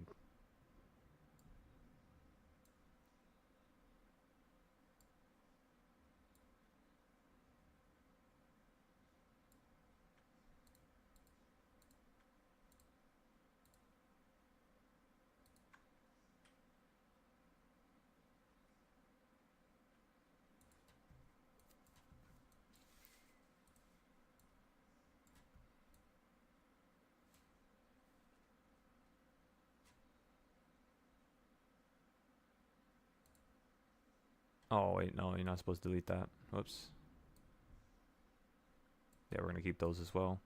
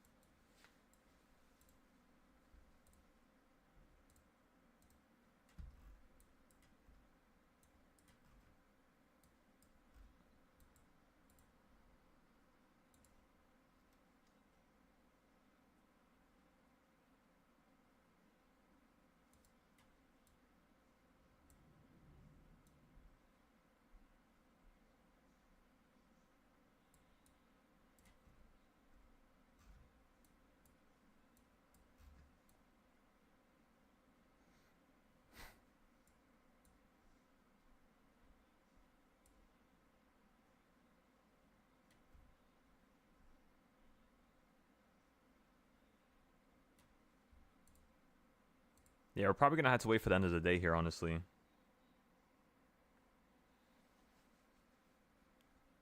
Still running up to the 200 moving average here.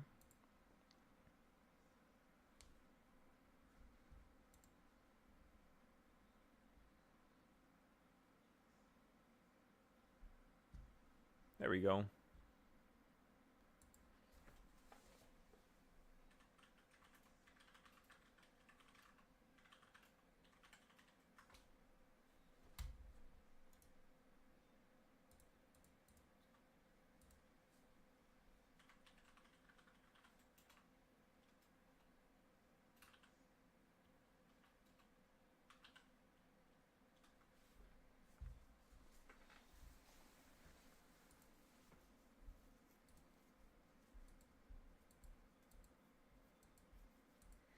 All right, see you guys in a little bit here. I'll be back. Let's put you on the blue chart.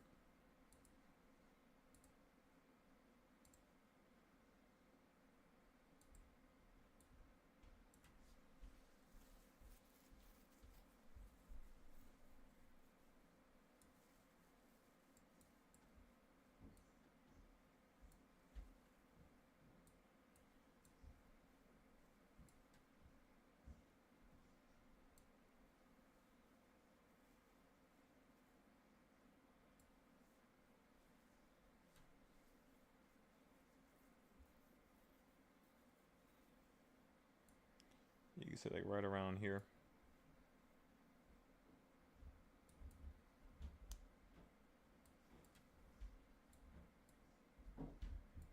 Yep, yep, yep. All right. This is perfect.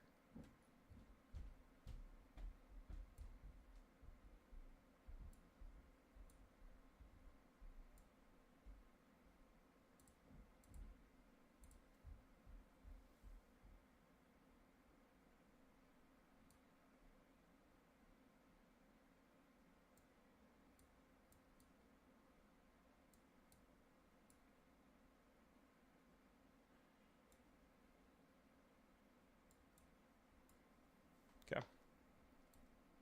There's nothing to fix. All right.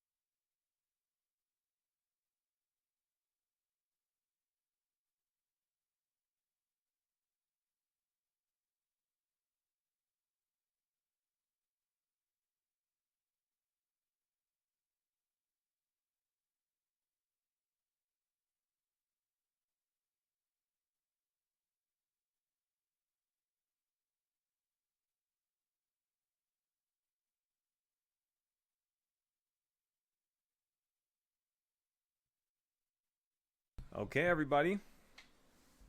So this would be another put location that you could potentially get into.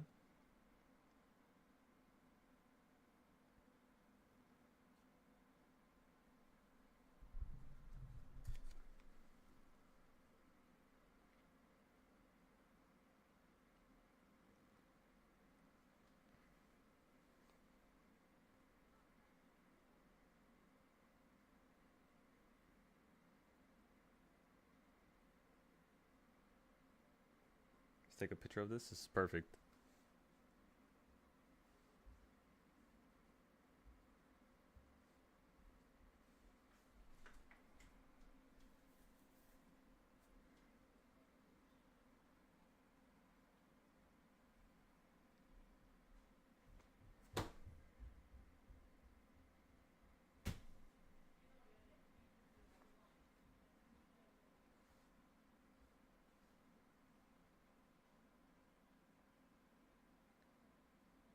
There you go, everybody. You're already up on the puts. So as soon as you get inside the box, remember, stop loss is at the midpoint.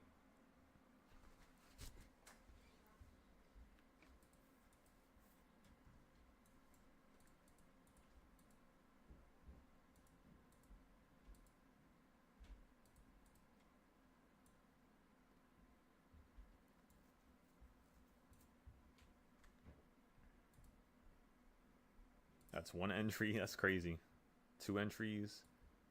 That's three entries you had so far. Off the same location. And then four entries right now, which is why I just called it out. And then for the calls, right here at the bottom, look how crazy this is.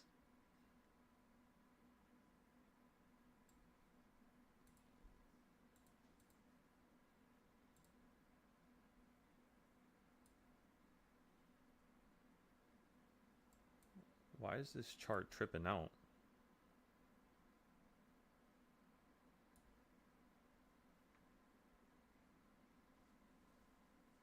So again, look at how many times you could have played calls here.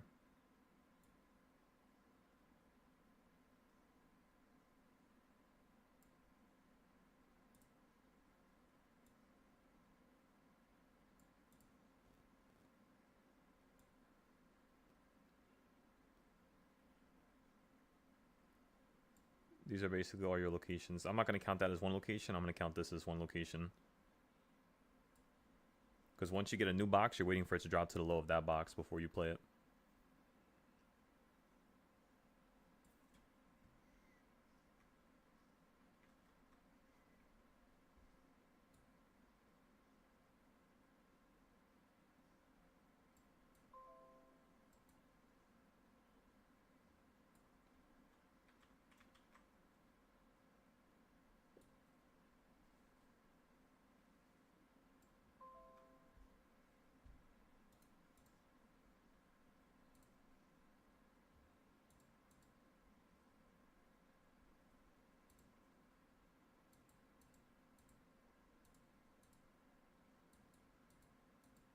Excellent, Vikash.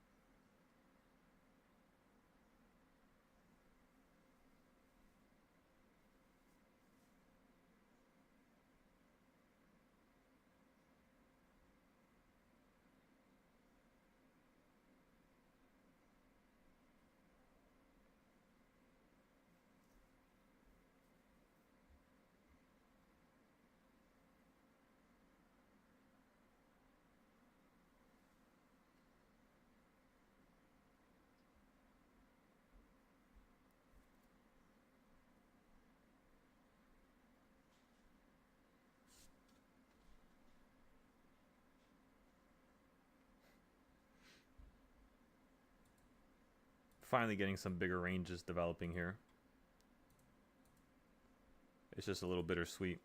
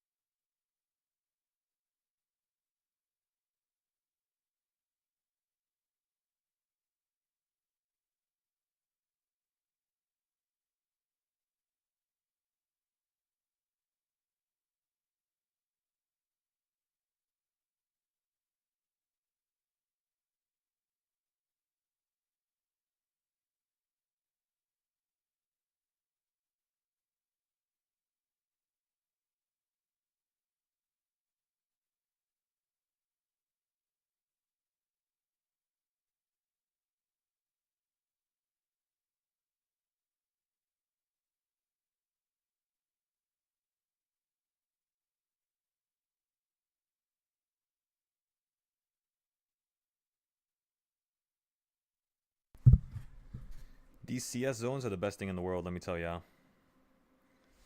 This thing is so amazing. It's just always working out perfectly.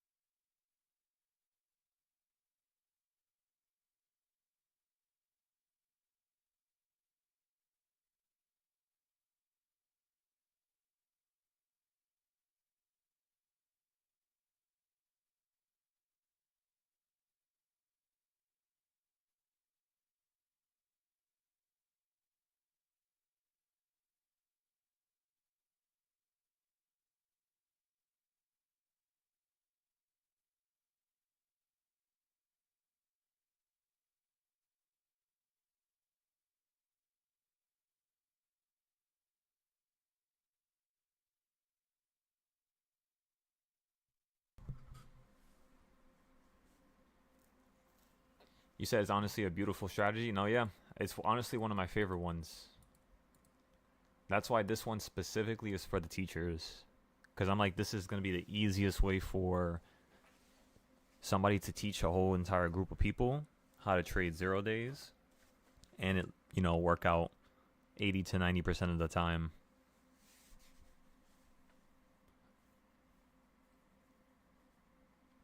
Especially on days like today.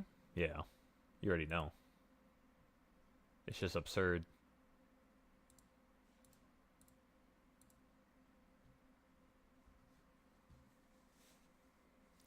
So remember, we're still waiting for this to fall down to the green circle, just like how we've drawn. The reason why we don't want to mess with this area no more is because you already had 1, 2, 3, 4, 5, 6 entries, basically, if you really think about it right here. Right? This one here, and then you have another one here. But the main one I'm looking for right now is this one down here.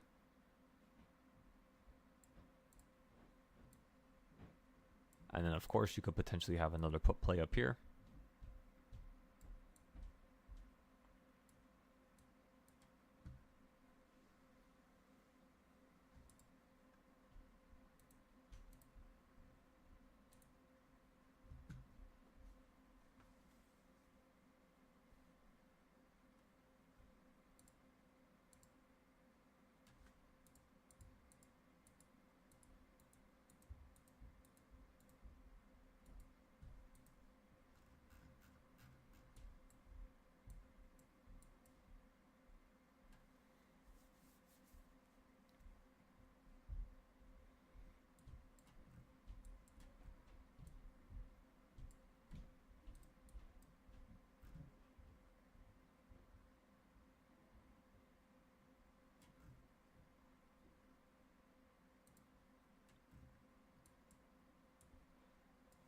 This stupid thing is literally hovering on the same parallel channels as well. Yeah, this is beautiful.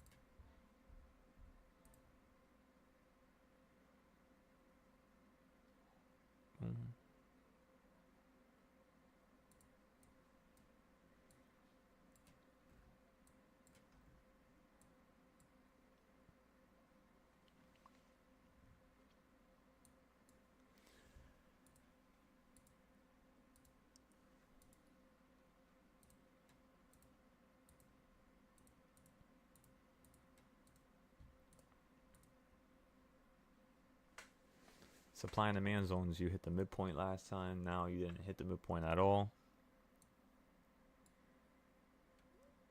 You can still run up to the quarter point up here, which is 654.50.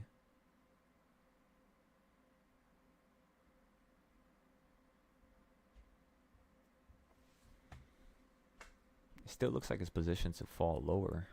So yeah, we'll give it a second. We're not going to rush it. We'll play it nice and cool, everybody. Nice and cool.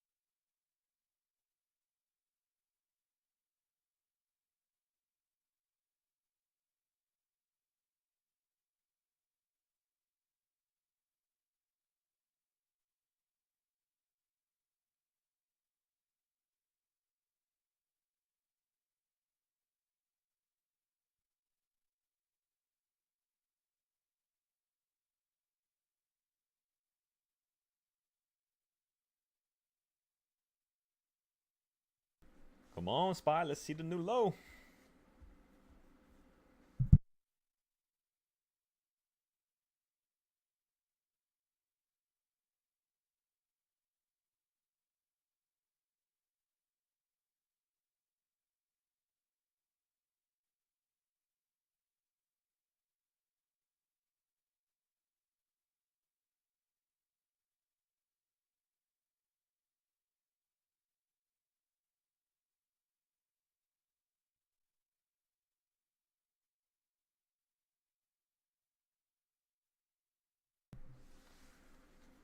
Practice here, though it's starting to turn more green, I think. No, yeah, it's definitely a good point to practice on. Let me tell ya. Remember, the reason why I didn't tell you guys to get the puts here, or not the puts, but the calls down here, was because when we played puts here, it was only a small entry, and then you wanted to run up to the top. So now what I'm assuming is the market wants to go to the higher portions of the trend, meaning the momentum is now starting to come back into the market. So there's going to be a lot more buyers and sellers here. So yeah, it makes for a perfect little situation where we know the market's just a little bit more stimulated than normal. It's just a matter of which level it wants to hit. And if you already hit these levels like 5-6 times and you already held on them this many times, right? It's just a matter of you pretty much hitting the bottom. Let's just say we stop here and we run up to the top. We could still get some more puts at the top again. And then if you fall back down to the middle, then we could potentially get a call. But it's after you hit the top one more time, and the reason why is because now you're hitting the midpoint of this range here, which is the new box, which is something you need to actually do before you go higher. So in terms of using the CS zones, they do get a little bit more complex as you start digging deeper with them. Truly, they start getting a little bit more complex, but right now it's just like face value. It's simple. You make a chart just depending on the candlesticks. That's where this zone comes from, right? And then we have another zone right below it, of course. And I'm thinking that you're probably going to fall somewhere down here. That's what I'm thinking right now. So at that point, our option is going to be close to being in the money the 0 day. So we'll see what's the value. If anything, we'll just tap out at break even and then just go in for another play. Remember, we've been holding this play ever since the morning. Specifically, ever since right here.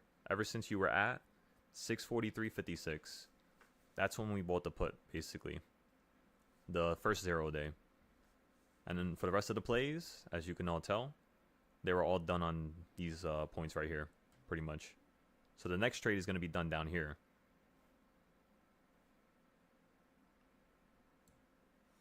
So yeah, this is how you perfectly play consolidation, everybody. And how did I know this was going to potentially happen today? Just because you did not hit number 2 yet. So whenever you do not hit number 2 on the reversal points, that day tends to be really slow. So off the first 30 minutes, the first hour, you can automatically say the rest of the day is going to consolidate a certain way, just like today. It doesn't happen all the time. Like days like today only happen probably once a week, once every 2 weeks. They're a little bit more rare now, but there's a lot of entries, as you can tell. It's like 6 different entries up and down. Like almost like 15, 16 entries right there. If you really get into the specifics, you know? And then on the weekly zone chart, how's it going here? We put the CS zones with the weekly zones with the actual reversal points. So this is 3 different trading styles on one screen right here. Yeah, it does look like you're going to hit 1.5. Like right down here, 141.60, 141.80. That definitely looks really good. And then we could just spring right back up to a new high potentially. Because 641 is right next to us. That's going to be your weekly. That's your weekly 1/4 point, yeah. So as you can see, you did not hit it on Friday. You did not hit it today. You did not hit it pre-market. So you might want to hit it now, you know. That's what I would think. And then after we hit it, we can get into an easy little cheap call play right here at the bottom to play the reversal going right back up. Because the market's just being a little annoying right now, right?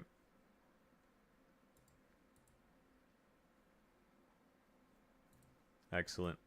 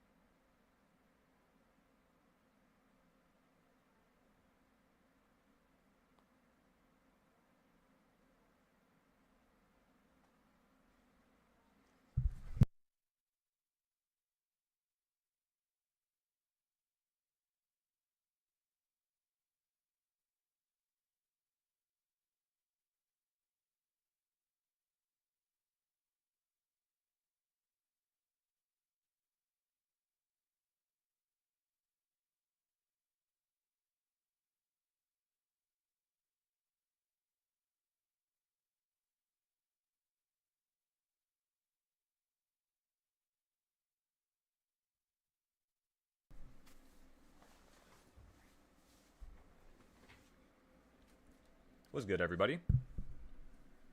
So remember, we already have all your calls and all your puts on the screen already for your next set. That's going to be one set right there. 642.16. The next one's going to be way down here. Like right around here, you could say. That's where you want to buy the calls.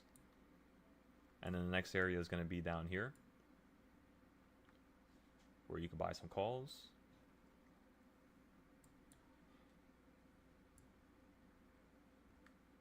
But my area that I'm waiting for, like whenever I want to buy calls, like me personally, I'm going to be waiting for this down here. 639, everybody.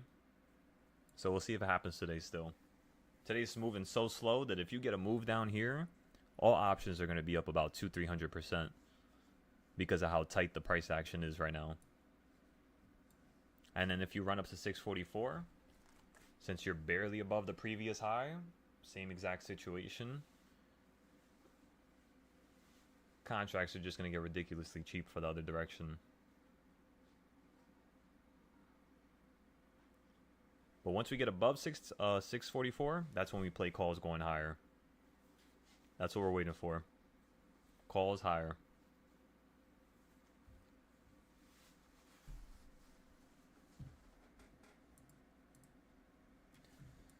On your weekly trends, right? Because remember, you guys need to pay attention to these charts here. Everybody on YouTube needs to have these charts copied and pasted onto their chart.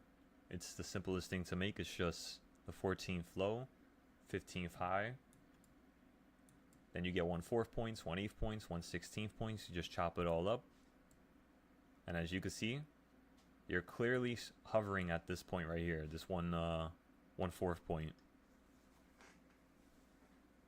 That's why I'm waiting for you to get above that midpoint right there so we can play calls going higher, because it's just going to be an easy call play. We could just buy calls right here and then sell out right here. Or buy calls here, sell out here. Or buy the calls down here and then sell out here. Those are like all your perfect entries for the calls. Same thing with the puts. If you finally hit this line here, because you haven't hit it all day today, you could play puts going right back down to here. I'll change the colors after. Or puts going down to here. Or potentially puts going down to right here.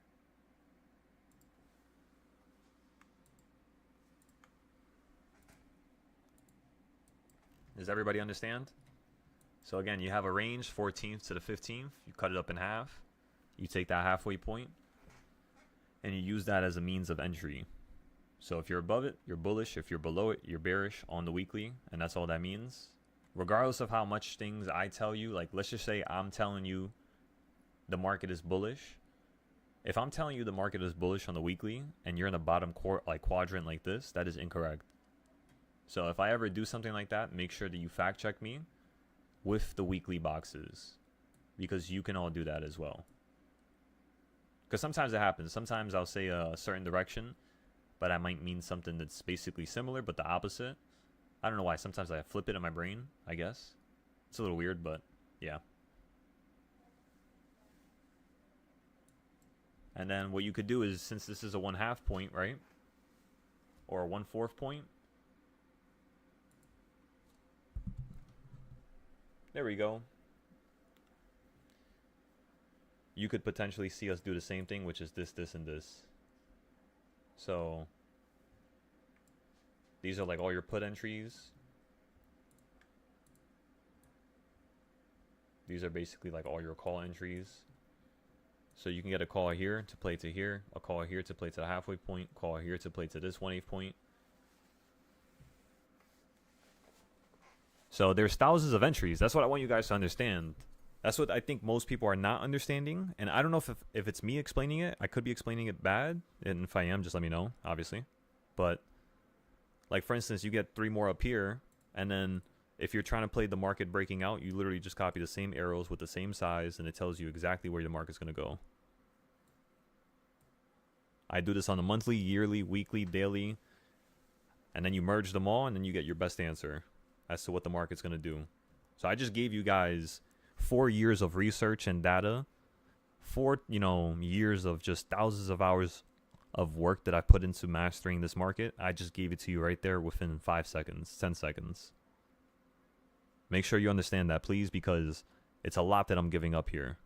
And I'm fine with it, because as long as it helps the masses, truly, at the end of the day, that's all I want to do here, is help the masses of people with trading. And that's it. Even if I don't get what I deserve for this trading style because of how amazing it is and what I created, at the end of the day, as long as people are, helping their own lives and leveling up, that's the only thing I care about. Because when I was stuck and I didn't have no help or guidance, the only thing I wished for was guidance. And eventually it got to a point where I became the guidance. So every single way that I can give it, I might as well. I'm sure I got to this level in the first place because I was going to give it out. That's probably why the universe did that. So if I'm going to get even better than I am right now, the only way is truly by giving more out. Because that's the only reason why I got to this level in the first place. It was just solely giving out information. Most of those people, they wouldn't even try to steal the information for some reason. I don't know why. Like in the beginning, the first 200 students that I've ever had, I'm pretty sure a lot of them took the information and ran with it. That's pretty much why they signed up for like 2 weeks, called me like 40 times. And then they wouldn't even tell me they're going to leave next week. They would just, go ghost, block me on Discord, and then that's it. Just take the information. That happened a few times, but for the most part, not many people really got far with the trading styles because they didn't really kind of take in all the information that was on the Discord. At least by the time they weren't on the Discord, they already forgot how to use it because it's very specific. So unless they wrote it down somewhere or written it down somewhere, usually they're not going to remember. But yeah, as long as you guys can just obviously simply see that I'm, openly showing you this and sharing this with you, you can take the information and help yourselves, because that's what I'm doing here. I'm doing this for, just for you all to help yourselves. Because I'm good. I'm sure you can understand me creating these trading styles. I'm straight. I don't need nothing from nobody ever. What God has given me is good enough. I don't need to be selfish here. Now, let's just say if it happens and we open these other Discords, such as this Discord, right? This Discord, and let's just say we have 5,000 people that actually join at one point. Of course, if you do the math, that's a lot of money per month. 5,000 times $50. I believe that's 220,000 after fees per month. Of course, most YouTubers that have Patreons that teach, they don't actually teach, let's be honest here, but they give trades. So the people who give trades, usually they're making around like 2 to 800,000, with a few of them making 3 million to like 6 million a month. Well, very few though. Most of them are just making like 3 to 6 million a year, really, for the most part. And then it drops off massively from there. You only have probably like 5 to 4 YouTubers that make more than, you could say, like 5 mil a year, 10 mil a year. Usually it's a lot less than that. So yes, for this amount of money, if you multiply 220,000 by 10, that's obviously in the millions at that point. Now, what I would be doing with this capital is for the teachers. I would be hiring the teachers. So make sure you understand that. A lot of this capital is going to get split up. I'm just fine with openly showing you guys because I want everybody a part of the plan. If I can have a person, teach, and I'm paying them, let's just say 10, 15,000 a month, and they can help 5 to 15 people change their lives while I'm busy with another 20, 30, 40 people, it kind of makes it much of a quicker process, to change the world. That's the idea here. Is to truly help as many people as possible. And the only way that that's going to be, something that's logical, in order for me to teach 1 million students, honestly, I'm going to have a team of people. I can't just teach 1 million people because that's almost impossible. You need a team. You need a crew of people. And if I could put people on, which is all I've been doing my whole entire life, every single time I've been drawing, every single time I've been making YouTube videos, I've been making thumbnails, I'll do it for free. I'll do everything for free, for years. Even with the teaching, I was teaching for a whole year for free, pretty much. And I'm pretty sure you guys understand how annoying that probably was because a lot of people would just always shit talk every day. They wouldn't really, I didn't have the YouTube by then, by the way. So it would be, a bunch of people on a Discord that were just consistently attacking each other. So it was very hard to establish, like a logical emotional state where you wouldn't try to get, mad at people saying stuff to you, because logically everybody wants to respond to everything. Like that's how people are, especially, depending on where you're born, it makes it more normal. For me, it was just, I kind of started learning how to be patient with it and not really responding to it. You know what I mean? Not really letting that stuff get in my head. And yeah, as I kept teaching for free for months and months and months, I became best friends with some of the people who are some of the moderators on my current Discord now. Like I became best friends with them, And it was just because I was teaching and teaching and teaching and teaching.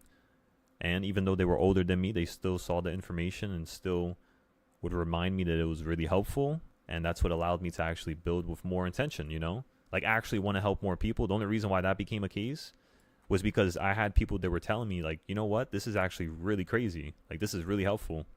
And I was like, you know what? It is? That's nuts. So that's what I'm telling ya. Like if you guys can get to this level, if this could be your intention, I would have no problem paying you. In fact, I'm not too sure how we would have to go about this, right? In terms of paying people. But the way I would want to pay people is I would want to pay them in a way where they can get the most tax incentives. So whatever type of business structure, whatever I had to turn my LLC into, whether it's a S Corp, C Corp, I want to do more research.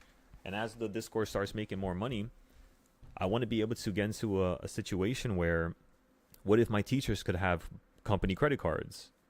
Where obviously there's a limit, of course. And if they're spending more than a certain limit, as long as they give me the okay, or I give them the okay, and they let me know, it would be fine with me. Like, for instance, let's just say somebody was thinking about doing a crazy idea and he worked for the Discord, right? He was just like, you know what? I have an idea. I have family in Japan. I want to fly out to Japan and let's see if we could bring like 20 students from Japan. So he went there to learn the language. We get them an Airbnb. We potentially get them an apartment, whatever, we could do at the time. We get them a phone for Japan. We get them a business bank account over there in Japan so that they could do business over there. And who knows? What if this person could bring 20, 30, 40 people into the group and these people end up being some of our best friends later on in life? What if they end up helping us with other types of business ideas? Or what if we combine different, walks of life to create, who knows, new environments? And at the end of the day, when you have this much, people that are wanting and willing to help, it's like the explosion of the community will happen so fast, it's not even funny. So yes, even though my community didn't grow that much in the past year, in fact, I caused it to shrink down a crazy amount because I didn't like the way people were reacting, to the information. Like, they weren't really respecting it just because they weren't really trading the right way. They were just kind of doing whatever they wanted, like no notes, random entries, averaging down was weird, too much 0 days. You know what I mean? Like, weird stuff like that. But no, yeah. So exactly, yeah. Like, that's where I was teaching for free, basically. Some of you already know, obviously. I just don't like bringing up these names because, it's just not. It's not something I want to do. Before, yeah, I had no problem, but now it's just like, nah. I learned my lesson. You get burned too many times from the same people, and again, it's too much.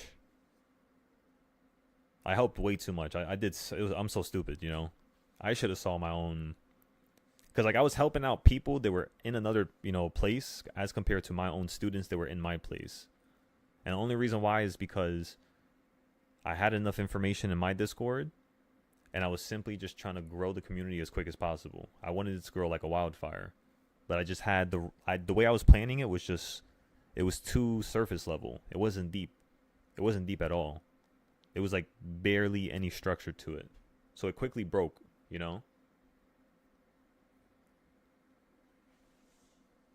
But yeah, at this point, this community feels like it's more of its own little creation now, right? It doesn't feel like I'm leeching on to anybody because I don't like the feeling of that.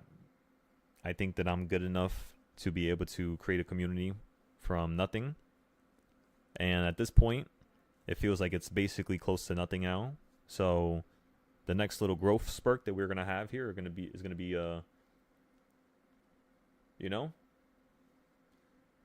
we're gonna try to make sure it's crazy. You said SPY. When do you sell?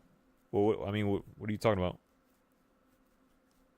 You're not really getting into any entries here. So in terms of you buying and selling, if you got your own entry, I'm not too sure when you're gonna buy and sell. Because I thought the last entry I gave them was puts up here at the top, and then I told everybody to wait for the calls down here. That's pretty much the last thing I told everybody.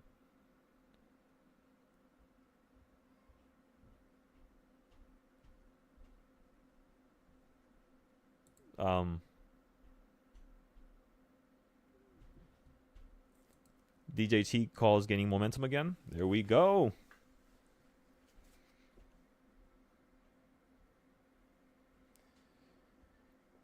So Jada, I mean, what did you buy? Again, you have to explain what you bought.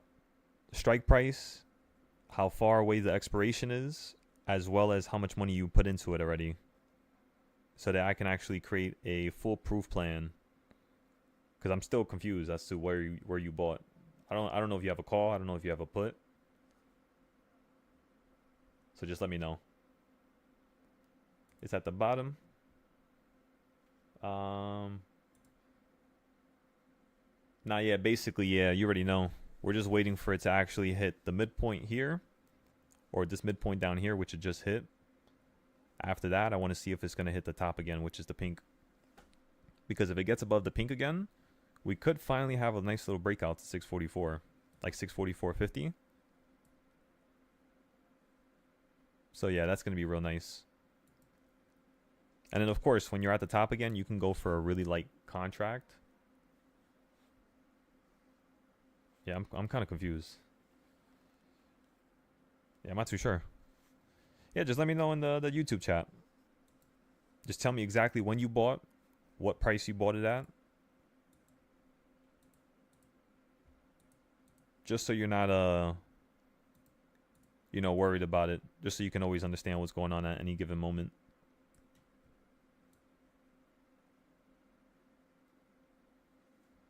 I'll call for 6:43 expiry the 19th, which is tomorrow, 1:35. And when did you buy it?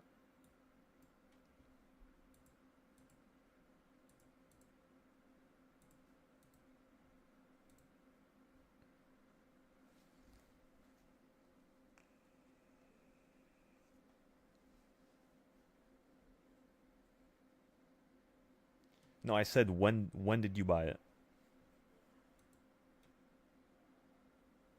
Your calls are looking spicy. There we go. Rubbing your hands together like Birdman, huh?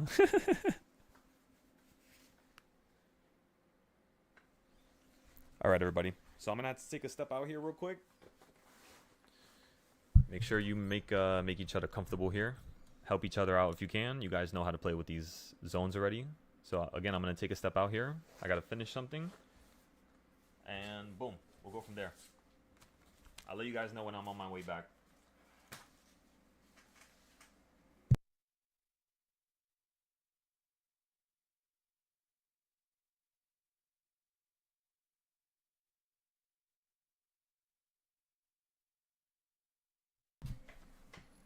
Yeah, so Jada, I'm not too sure when you bought those calls. I'll be honest with you. So depending on where you bought those calls, I'm not too sure what you're looking for, because like let's just say if I'm buying a call down here, what I'm looking for is for it to hit here and then here, according to this specific trading style. That means when you bought your call, if the first thing in your mind wasn't already a game plan to exit, I would tell you that yeah, just be very careful with those options. Those options tend to go against people, and unfortunately it tends to make people emotional because it's just, yeah, it's not clear direction, you know. If you bought it 20 minutes ago, then yeah, that's a decent entry. But remember, I had advised everybody to potentially look at where I'm gonna get into, you know, just look at where I'm looking at my entries basically, which is down here at this green circle and then this green circle. So you could look at what I'm doing and you could, you know, tag along, or you could try to kind of, I guess, make things happen your own way, because it's just in the middle. I don't like when it's in the middle like this. That's not how I trade.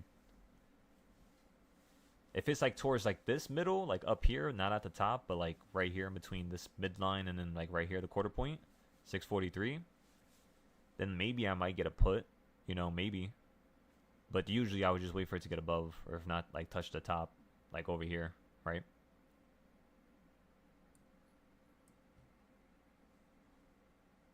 Yeah, so if the strike price is 643, the one thing you want to do is look for 642 potentially, just in case, because you might just run into this bottom end before you get picked up to the top again. Or you're just going to run up to the top right now. So one of the two can happen.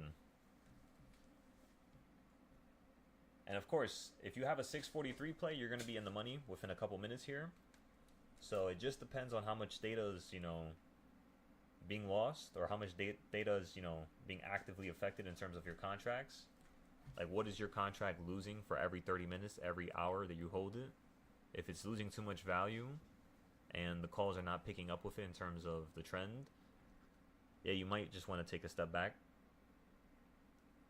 It's not a terrible entry, so don't think it's a terrible entry, especially if you bought somewhere down here, because a couple of hours ago, there was a ton of entries over here. So yeah, it could still, you know, work out just like how it did over here. That's still possible, of course. That's in the deck of cards. It just depends, you know. Is the market going to flip bullish? Is it going to flip bearish? Is the big buyers and sellers going to step in here? It's around 1 o'clock, so they 2:30 actually. So maybe they might wait for 3. That could also be the case. Like towards the end of the day, we just drop out the sky. Same thing with upside, right? Towards the end of the day, you could just start running up into a crazy new high. 645, 646 again. But yeah, just be patient. Be patient. Have fun with it. Test the CS zones. Everything is written on the screen for you to understand how to trade with it. Even the reversal points are written on the screen very clearly on the top right. So yeah, just make sure you factor in all this information, write it down, and test it. See you guys in a little bit, alright? Prime, I'll see you in a little bit, alright? And Frost, I'll see you in a little bit as well. By the way, Frost, let me know whenever we're going to have our one-on-one. And same thing with you, Prime. We got to have a one-on-one soon. I'll be back, though.